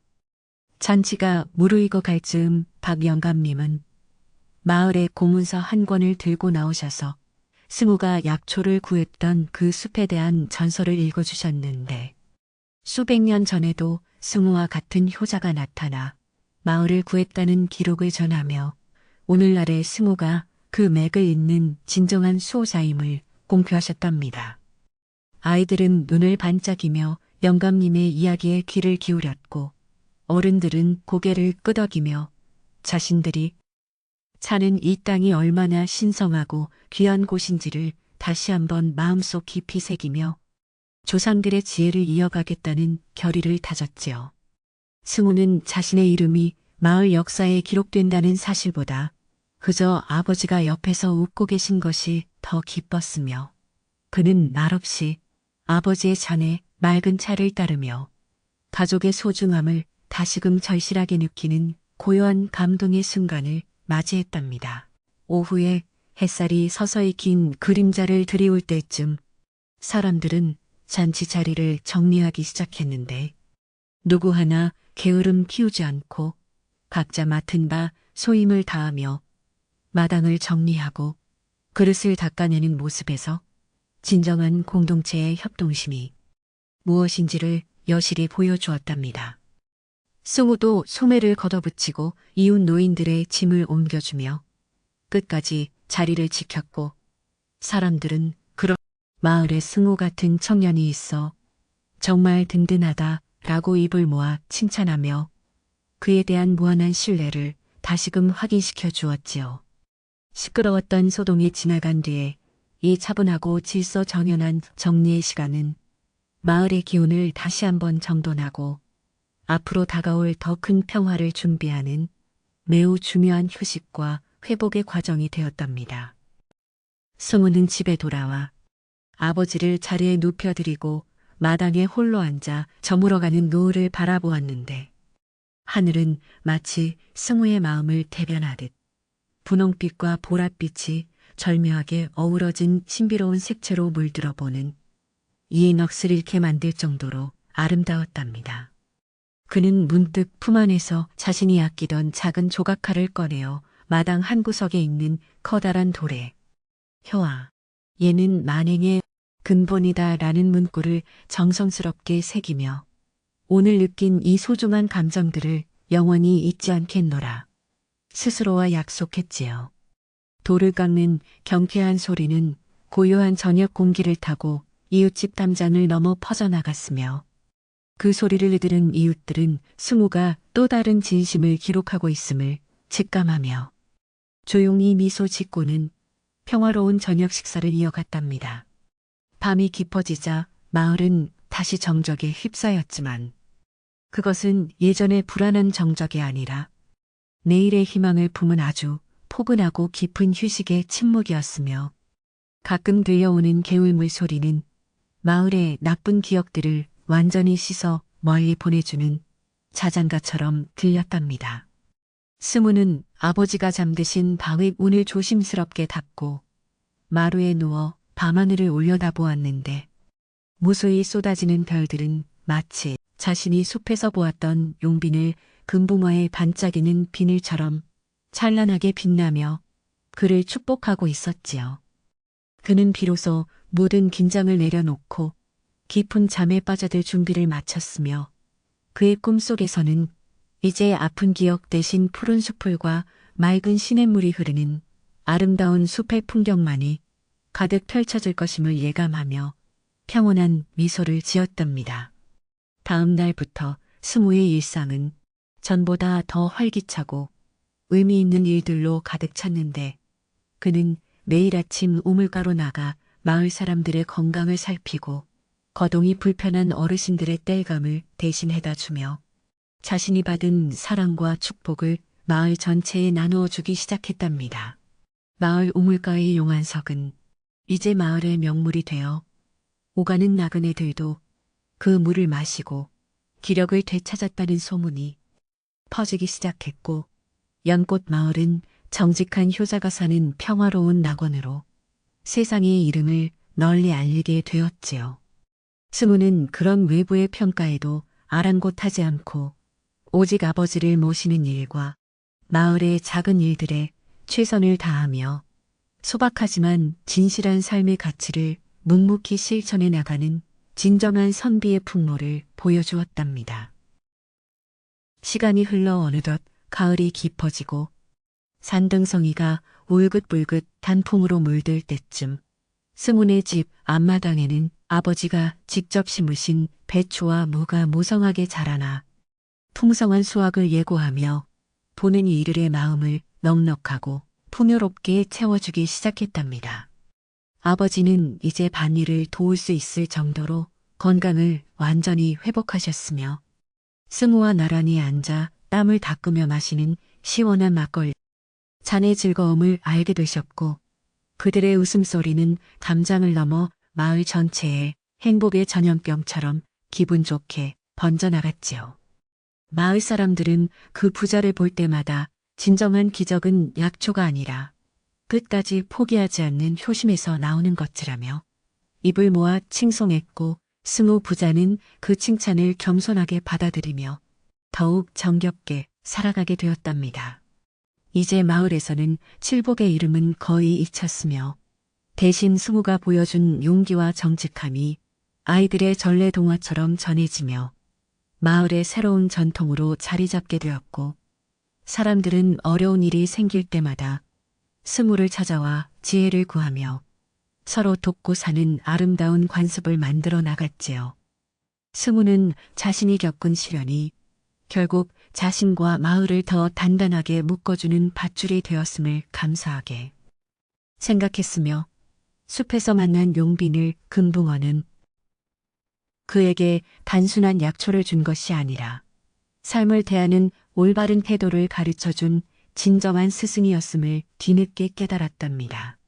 가을바람에 흔들리는 나뭇잎들은 스무의 깨달음에 화답하듯 속삭이며 마을의 평화가 영원할 것임을 약속했고 스무는 그 소리를 들으며 대지의 넉넉한 품 안에서 진정한 안식과 행복을 느끼며 어느덧 겨울의 문턱에 들어서 첫눈이 내리던 날 스무는 아버지와 함께 따뜻한 아랫목에 앉아 숲에서 가져왔던 용안석에 얽힌 신비로운 이야기들을 도란도란 나누며 긴 밤을 보내게 되었는데 그 방 안은 밖의 추위가 무색할 만큼 온 가족의 사랑으로 뜨겁게 달궈져 있었답니다. 아버지는 스무의 손을 꼭 잡으며 네가 그 험한 산길을 헤매며 나를 살리려 했던 그 마음이 평생의 가장 큰 훈장이로다 라고 감격하며 말씀하셨고, 승우는 아버지의 품속에서 세상 그 무엇과도 바꿀 수 없는 진정한 평화와 만족감을 느끼며 눈을 지그시 감았지요. 마을의 지붕 위로 소복이 쌓이는 눈은 세상의 모든 소음을 덮어버리듯 고요하게 내려앉았고, 연꽃 마을은 이제 그 어떤 풍파에도 흔들리지 않는 깊고 단단한 평화의 요람이 되어 깊은 잠에 시작했답니다. 승우는 잠결에 문득 숲속의 시냇물 소리가 들리는 듯하여 살며시 눈을 떴지만 그것은 단지 창밖의 눈 녹는 소리였을 뿐이었고, 그는 다시 안심하며 아버지의 곁을 지키며 자신에게 주어진 이 소박한 행복이 얼마나 위대한 기적인지를 다시 한번 가슴 깊이 새기며 미소 지었답니다. 그는 이제 자신이 지켜야 할 것은 단순히 아버지의 생명뿐만 아니라 이 마을이 가진 순수함과 이웃 간의 믿음이라는 것을 잘 알고 있었으며 앞으로의 생을 그 가치를 지키는 데 헌신하겠노라. 다듬어진 조용한 결의를 다지며 다시 깊은 잠 속으로 빠져들어갔지요. 마을 입구의 용안석은 눈 속에서도 푸른 빛을 은은하게 내뿜으며 마을의 수호신 역할을 톡톡히 하고 있었고, 마을 사람들은 그 빛의 보호 아래 따뜻하고 평온한 겨울을 맞이하며 서로의 안녕을 기원하는 따뜻한 온기를 나누었답니다. 그렇게 한바탕의 소동은 연꽃 마을에 더 깊은 뿌리와 단단한 줄기를 선물해주고 마무리되었으며, 승우는 이제 마을의 영웅이 아닌 그저 성실하고 착한 아들로서 자신의 자리를 묵묵히 지키며 평범한 일상의 위대함을 몸소 증명하며 살아가게 되었답니다. 이야기는 이제 마지막 결말을 향해 흘러가고 있지만 승우가 보여준 그 맑은 눈빛과 용빈을, 금붕의 찬란한 빛은 마을 사람들의 가슴 속에 영원히 꺼지지 않는 등불이 되어 대대손손 전해지며 어두운 밤을 밝혀주는 희망의 상징이 되었지요. 고요한 밤의 공기는 승우의 평온한 숨소리를 타고 마을 구석구석으로 퍼져나가며 듣는 이들의 마음에도 깊은 평화와 안식을 선사하며 이 긴 여정의 아름다운 마침표를 찍을 준비를 마쳐가고 있었답니다. 마을의 저녁 종소리가 멀리서 은은하게 울려 퍼지면 사람들은 저마다의 집으로 돌아가 문등을 밝히고 가족들과 둘러앉아 승우의 이야기를 나누며 하루의 피로를 풀었고, 그들의 얼굴에는 예전에는 볼 수 없었던 깊은 신뢰와 평온함이 가득 차 있었답니다. 승우는 그 종소리를 들으며 마당의 용안석을 마지막으로 한 번 더 어루만지고는 방으로 들어가 아버지 펴드렸으며 그 손길 하나하나에는 말로 다 할 수 없는 지극한 효심과 인생에 대한 예우가 듬뿍 담겨 있었지요. 이제 연꽃마을은 단순히 전설이 숨쉬는 곳이 아니라 진실과 사랑이 실제로 살아 숨쉬는 지상의 낙원이 되었으며, 그 중심에는 언제나 변치 않는 마음으로 산을 닮아가는 청년 승우가 든든하게 자리를 지키고 있었답니다. 밤의 여신이 마을을 포근하게 감싸 앉아 모든 갈등과 소음은 완전히 자취를 감추었고, 오직 자연의 순수한 소리만이 마을의 정막을 채우며 듣는 이들의 영혼을 맑게 정화해주는 신비로운 치유의 시간이 깊어만 갔답니다. 승우는 이제 자신이 찾았던 그 약초가 단순히 육신의 병을 고치는 것이 아니라 마을 전체의 영혼을 치유하는 하늘의 선물이었음을 깨달으며 깊은 감사의 기도를 올리고는 평온한 잠자리에 들었지요. 그의 머리맡에서는 용의 뿌리가 남긴 향기가 여전히 은은하게 감돌며 그를 보호해주고 있었고, 마을의 모든 집 위로는 상서로운 기운이 서려 밤새도록 주민들의 평안한 꿈자리를 지켜주는 아름다운 밤의 수호자가 되어 주었답니다. 사람들은 이제 승우를 볼 때마다 그가 산에서 만났던 신비로운 존재들에 대해 묻기보다 그가 일상에서 실천하는 작은 선행들에 더 큰 감동을 하였으며, 그것이야말로 진정한 도의자 사람이 가야 할 길임을 서로 가르치고 배우는 귀중한 전통을 만들어 갔답니다. 승우의 집 마당에 핀 연꽃들은 겨울을 지나 다시 봄이 오면 작년보다 훨씬 크고 향기로운 꽃을 피울 준비를 하며 땅속 깊은 곳에서 조용히 숨을 고르고 있었으며 마을은 그 강인한 생명력의 리듬에 맞춰 함께 호흡하고 성장해 나갔지요. 이야기는 이렇게 모든 악이 정화되고 진실이 승리한 뒤 찾아온 깊은 평온 속에서 승우와 마을 사람들의 행복한 미래를 약속하며 우리에게도 그 평화로운 기운을 나누어 주며 서서히 어둠 속으로 잦아들어갔답니다. 결국 승우가 지켜낸 것은 자기 집의 땅이나 재산이 아니라 바로 사람의 도리와 자연에 대한 예의였으며 그것이 밑바탕이 되었기에 마을의 평화도 흔들리지 않고 더욱 견고해질 수 있었던 것임을 우리는 이 긴 이야기를 통해 다시금 깨닫게 된답니다. 밤하늘의 은하수는 승우의 집 마당을 비추며 마치 하늘에 내린 축복의 길처럼 길게 뻗어 있었고 승우는 그 빛을 따라 자신의 삶을 묵묵히 걸어가는 뒷모습을 보여주며 우리에게 깊고 아늑한 잠으로 인도하는 마지막 인사를 건네고 있었답니다.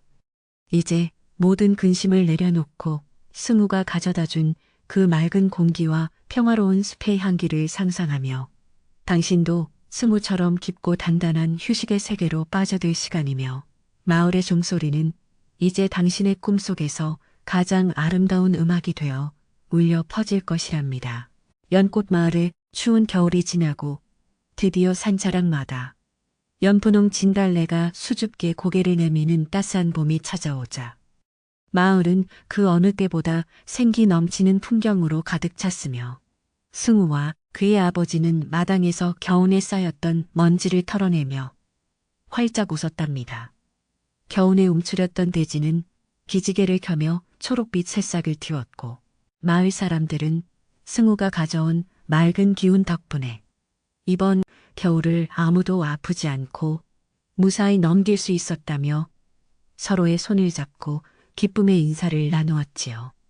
승우는 이제 마을의 상징이 된 우물가로 나가 용한석이 아침 햇살을 받아 영롱하게 빛나는 모습을 보며 자신의 삶이 자연과 얼마나 깊게 연결되어 있는지를 다시 한번 느끼며 감사의 기도를 올렸답니다. 승우의 아버지는 이제 지팡이도 없이 마을 입구까지 산책을 다녀오실 정도로 기력을 완전히 회복하셨으며 동네 노인정에서 사람들과 장기를 두며 허허 웃으시는 모습은 마을의 가장 큰 행복 중 하나가 되었답니다.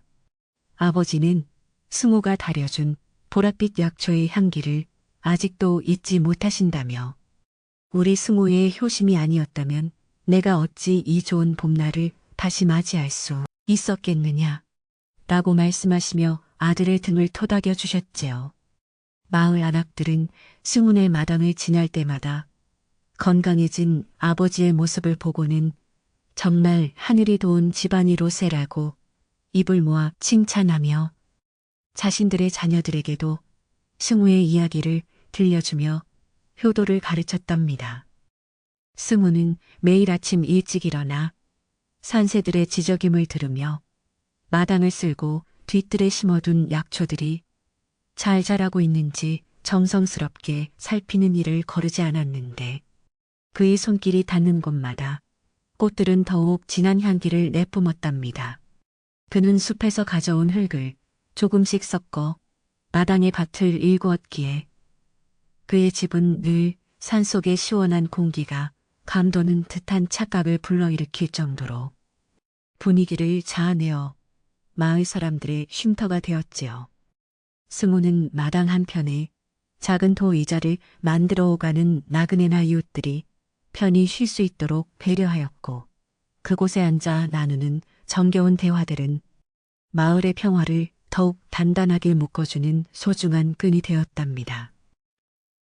어느 화창한 오후 마을 아이들이 승훈의 마당으로 몰려와 숲에서 만난 용빈을 금붕어 이야기를 해달라고 졸라대자 승훈은 아이들을 평상에 앉히고는 자신이 겪은 신비로운 경험을 아주 천천히 그리고 생생하게 들려주었답니다.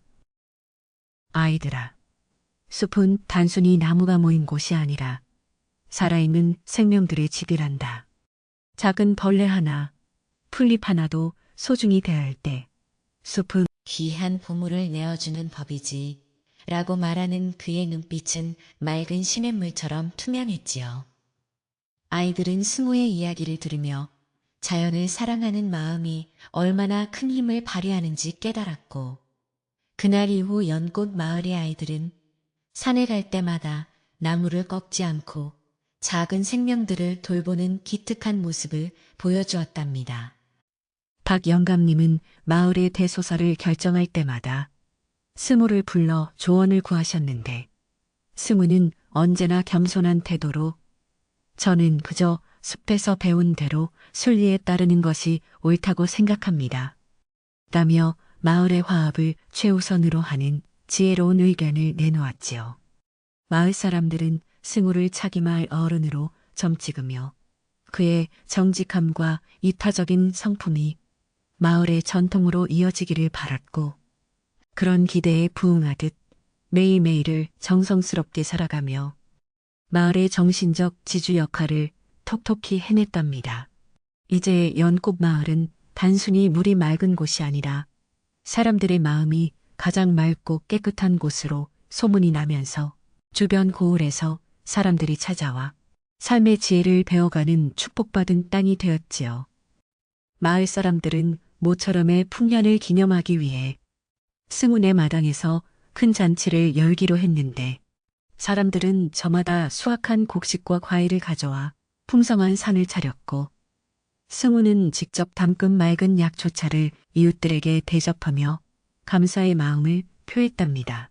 잔치 분위기가 무르익자 아버지는 북을 치며 흥겨운 노래를 부르셨고 사람들은 한데 어울려 춤을 추며 지난날의 시련을 웃음으로 승화시키고 서로의 안녕을 기원하는 따뜻한 공동체의 정을 나누었지요.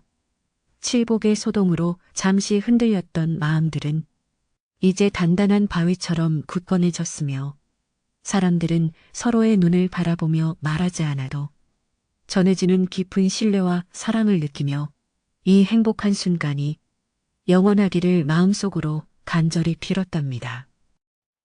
저녁 노을이 마을을 붉게 물들일 때쯤 승우는 홀로 마을 뒤편 시냇가로 나가 흐르는 물을 바라보며 자신을 인도해 주었던 용빈을 금붕어에게 다시 한번 무언의 감사를 전했는데 물결 위로 비치는 노을빛이 마치 금붕어의 비늘처럼 반짝였답니다. 그는 자신이 찾은 약초의 진정한 뿌리는 땅속에 있는 것이 아니라 사람과 자연이 서로를 믿고 아끼는 맛 깨달았고 그 뿌리가 흔들리지 않게 지키는 것이 자신의 사명임을 다시 한번 다짐했지요. 시냇물은 승호의 마음을 아는 듯 더 경쾌한 소리를 내며 흘러갔고 숲에서 불어오는 시원한 바람은 그의 땀방울을 식혀주며 이제 모든 것이 완벽하게 제자리를 찾았음을 일깨워주는 신비로운 자연의 축복을 보내주었답니다. 집으로 돌아오는 길에 승우는 길가에 핀 야생화들에게 일일이 인사를 건네며 그들의 생명력을 축복했고 꽃들은 바람에 흔들리며 승우의 앞길을 환하게 밝혀주는 듯 우아한 몸짓으로 그를 맞이해 주어 그의 발걸음을 더욱 가볍게 만들었지요. 그는 문득 칠복이 떠나간 자리를 생각하며 욕심이 인간을 얼마나 황폐하게 만드는지 다시금 상기했고 자신은 평생 소박한 것에 만족하며 자연의 순리를 따르는 삶을 살겠노라며 굳은 결의를 가슴 깊이 새겼답니다. 마을 입구의 용안석은 어둠 속에서도 은은한 푸른 빛을 내뿜으며 승우를 반겼고 그는 그 돌을 어루만지며 마을의 안녕과 아버지의 건강이 앞으로도 변함없이 지켜지기를 간절한 마음으로 빌며 집으로 발걸음을 옮겼답니다. 승우와 아버지는 잔치가 끝난 뒤 조용해진 마당에서 마주 앉아 달빛을 받으며 식은 차를 마셨는데 그 평온한 정적 속에서 두 부자는 서로의 존재만으로도 충분히 행복하다는 것을 느끼며 말없이 서로의 손을 꼭 맞잡았답니다. 아버지는 승우에게 너는 내 아들이지만 때로는 내 스승 같구나. 네가 보여준 그 용기가 이 아비의 목숨뿐만 아니라 우리 마을의 영혼까지 구했단다 라고 눈시울을 붉히며 말씀하셨고 승우는 조용히 미소 지었지요. 두 사람 위로 쏟아지는 보름달의 은빛 가루는 마치 산신령의 축복처럼 느껴졌으며 그들의 그림자는 마당 위에 길게 늘어져 세상에서 가장 아름답고 평화로운 가족의 초상을 그려내며 밤의 깊이를 더해갔답니다. 밤이 깊어지자 산에서는 이름 모를 산새들이 자장가를 부르듯 나지막하게 울어댔고 마을의 집집마다 등불이 하나둘 꺼지며 사람들은 승우가 가져다준 평화로운 꿈결 속으로 빠져들 준비를 마친 채 깊은 안식의 시간에 들어갔답니다. 승우는 아버지의 잠자리를 정성스럽게 살피고 요를 두툼하게 깔아들인 뒤 자신도 마루에 누워 밤하늘의 무수한 별들을 하나하나 도와주었던 숲의 모든 생명에게 마지막 인사를 건넸지요. 별들은 승우의 눈동자 속에 담겨 반짝였으며 그 빛은 승우의 가슴 속에서 영원히 꺼지지 않는 진실의 등불이 되어 그의 앞날을 항상 밝게 비추어 줄 것이라는 확신을 주며 고요한 밤의 정취를 더욱 아늑하게 만들었답니다. 연꽃마을의 이야기는 이제 전설이 되어 대대손손 전해 내려오며 사람들에게 효의 가치와 자연의 소중함을 일깨워주는 위대한 유산이 되었고 승우의 이름은 정의롭고 착한 사람의 대명사로 기억되며 영원히 잊히지 않을 것이지요. 사람들은 어려운 일이 생길 때마다 승우가 산에서 보여주었던 그 흔들림 없는 마음을 떠올리며 서로를 의지하고 도우며 살아갔고 연꽃마을은 이름처럼 향기롭고 아름다운 마을로 세상의 모든 풍파를 이겨내며 굳건히 자리를 지켰답니다. 승우는 그저 자신이 할 일을 했을 뿐이라며 늘 겸손하게 살았지만 그의 삶 자체가 하나의 큰 약초가 되어 지친 이들의 마음을 치유해주는 놀라운 기적을 매일같이 만들어가며 평생을 행복하게 보냈답니다. 겨울이 다시 찾아와 마을이 하얀 눈으로 덮였을 때도 승우네 집 아궁이에서는 항상 따뜻한 온기가 새어나왔으며 그 연기는 하늘 높이 올라가 마을의 나쁜 기운을 막아주는 소의 장막이 되어 주민들의 평안한 겨울잠을 지켜주었답니다. 사람들은 눈 내리는 밤이면 승우네 마당에 모여 따뜻한 약초물을 나누어 마시며 승우가 숲에서 본 용빈을 금붕어의 아름다운 모습에 대해 이야기꽃을 피우며 긴긴 밤을 즐겁고 포근하게 보냈지요. 눈송이들은 승우의 이야기를 듣고 싶어하는 듯 창가에 소복이 내려앉았고 마을의 정적은 이제 두려움이 아닌 깊은 신뢰와 안도감이 가득 차 있는 신성한 침묵이 되어 우리 모두의 마음을 평온하게 정화해 주었답니다. 승우는 나이가 들어 머리가 희끗해진 후에도 매일 아침 우물가로 나가 용안석을 닦는 일을 멈추지 않았으며 그의 맑은 눈동자는 세월이 흘러도 변함없이 산속 시냇물처럼 투명하고 깊은 지혜를 담고 있어 마을 사람들의 존경을 한몸에 받았답니다. 그는 자신의 자식들에게도 약초를 찾는 법보다는 자연을 사랑하는 법을 먼저 가르쳤고 그 덕분에 연꽃 마을은 수백 년이 지나도 변치 않는 아름다움과 정겨운 인심을 간직한 지상의 낙원으로 남을 수 있는 원동력을 얻게 되었지요. 승우의 손때가 묻은 작은 빗자루와 조각칼은 마을 박물관의 귀한 보물이 되어 후손들에게 진실한 삶의 태도가 무엇인지를 말없이 가르쳐주는 위대한 교과서가 되어 마을의 역사를 풍성하게 채웠답니다. 이야기를 마무리하며 생각해보면 진정한 용의 뿌리는 멀리 있는 것이 아니라 우리 곁에 있는 소중한 사람들을 사랑하고 우리가 발 딛고 서 있는 이 땅의 작은 생명들을 아끼는 마음, 바로 그 자체가 아니었을까 하는 깊은 사색에 빠지게 된답니다. 승우가 보여준 그 헌신적인 사랑과 정직함은 우리에게도 여전히 유효한 삶의 나침반이 되어주며 어두운 밤길을 헤매는 우리에게 따뜻한 등불이 되어 올바른 길로 인도해주는 신비로운 치유의 힘을 가지고 있지요. 이제 당신의 마음속에도 승우의 그 맑은 시냇물이 흐르고 용빈을 금붕어의 찬란한 빛이 스며들어 모든 걱정은 사라지고 오직 평화와 안식만이 가득 차오르는 이 고요한 밤의 기적을 온전히 누리시길 바랍니다. 산기슭의 작은 집에서 피어오르는 연기는 이제 희미해지고 마을은 깊은 잠에 빠져들었으며 승우의 숨소리는 자연의 맥박과 하나가 되어 온 세상을 부드럽게 감싸 안고 잠시 머물다 하늘 위로 유유히 흩어져 가고 있답니다. 당신의 눈꺼풀도 이제 승우의 따뜻한 손길을 받은 것처럼 무겁고 편안해졌으니 아무런 근심 없이 이 평화로운 휴식의 세계로 빠져들어 내일의 밝은 태양을 맞이할 준비를 하시길 바랄게요. 밤하늘의 별들은 당신의 꿈길을 지키는 수호천사가 되어 반짝일 것이며 승우가 찾았던 그 약초의 향기는 당신의 꿈속에서도 은은하게 퍼져나가 당신의 영혼을 맑고 건강하게 치유해 줄 것이랍니다. 이제 모든 갈등과 소동은 한편의 꿈처럼 아스라해지고 오직 승우의 효심과 자연의 자비로운 품만이 남아 우리에게 진정한 행복이 무엇인지 다시 한번 일깨워주며 이 긴 이야기에 아름다운 마침표를 찍을 시간이 다가왔답니다.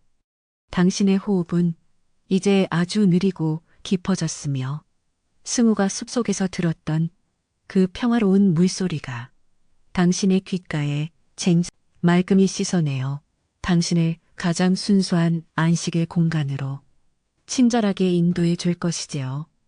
고요한 밤의 공기는 당신을 포근하게 감싸고 있으며 이 이야기가 전하는 따뜻한 온기는 당신의 가슴 속에 영원히 남아 당신의 삶을 더욱 풍요롭고 평온하게 만들어주는 소중한 영혼의 양식이 되어줄 것이랍니다. 승우는 이제 꿈속에서 다시 그 깊은 숲으로 걸어가 용빈을 금붕어와 즐겁게 대화를 나누며 자연과 하나 되는 영원한 평화를 누리고 있을 것이며 당신도 그와 함께 그 신비로운 숲의 길을 걸으며 마음의 평화를 찾으시길 진심으로 기원합니다. 마을 입구의 용안석은 내일도 변함없이 푸른 빛을 발하며 마을을 지킬 것이고 승우의 효심은 시들지 않는 꽃이 되어 영원히 향기를 풍기며 우리에게 사랑과 헌신의 진정한 가치를 전해주며 밤의 장막 뒤로 서서히 물러갈 준비를 마쳤답니다. 당신의 밤이 승우의 마음처럼 맑고 투명하기를, 그리고 당신의 내일이 연꽃 마을의 아침처럼 찬란하고 희망차기를 바라는 이야기꾼의 진심 어린 축복을 담아 이 이야기를 여기서 마칩니다. 마지막으로 승우는 잠자리에 누운 아버지의 이마를 부드럽게 짚어보고 방문을 닫고 나와 고요한 밤하늘을 올려다보며 모두가 평안한 밤이 되길 바랍니다. 라고 나지막하게 읊조리며 하루를 마무리했답니다. 산에서 불어오는 시원한 바람은 승우의 마음을 타고 이 이야기를 듣고 있는 당신의 방 안까지 흘러들어가 모든 걱정과 시름을 씻어내어 당신을 아주 깊은 세계로 부드럽게 인도해 줄 것이요. 이제 당신의 눈꺼풀도 승우의 마음처럼 무겁고 편안해졌으니 아무런 걱정 없이 이 아름다운 연꽃 마을의 평화 속으로 깊이 빠져들어 꿈속에서도 맑은 물소리와 금붕어의 찬란한 빛을 만나며 행복한 휴식을 취하시길 바랍니다.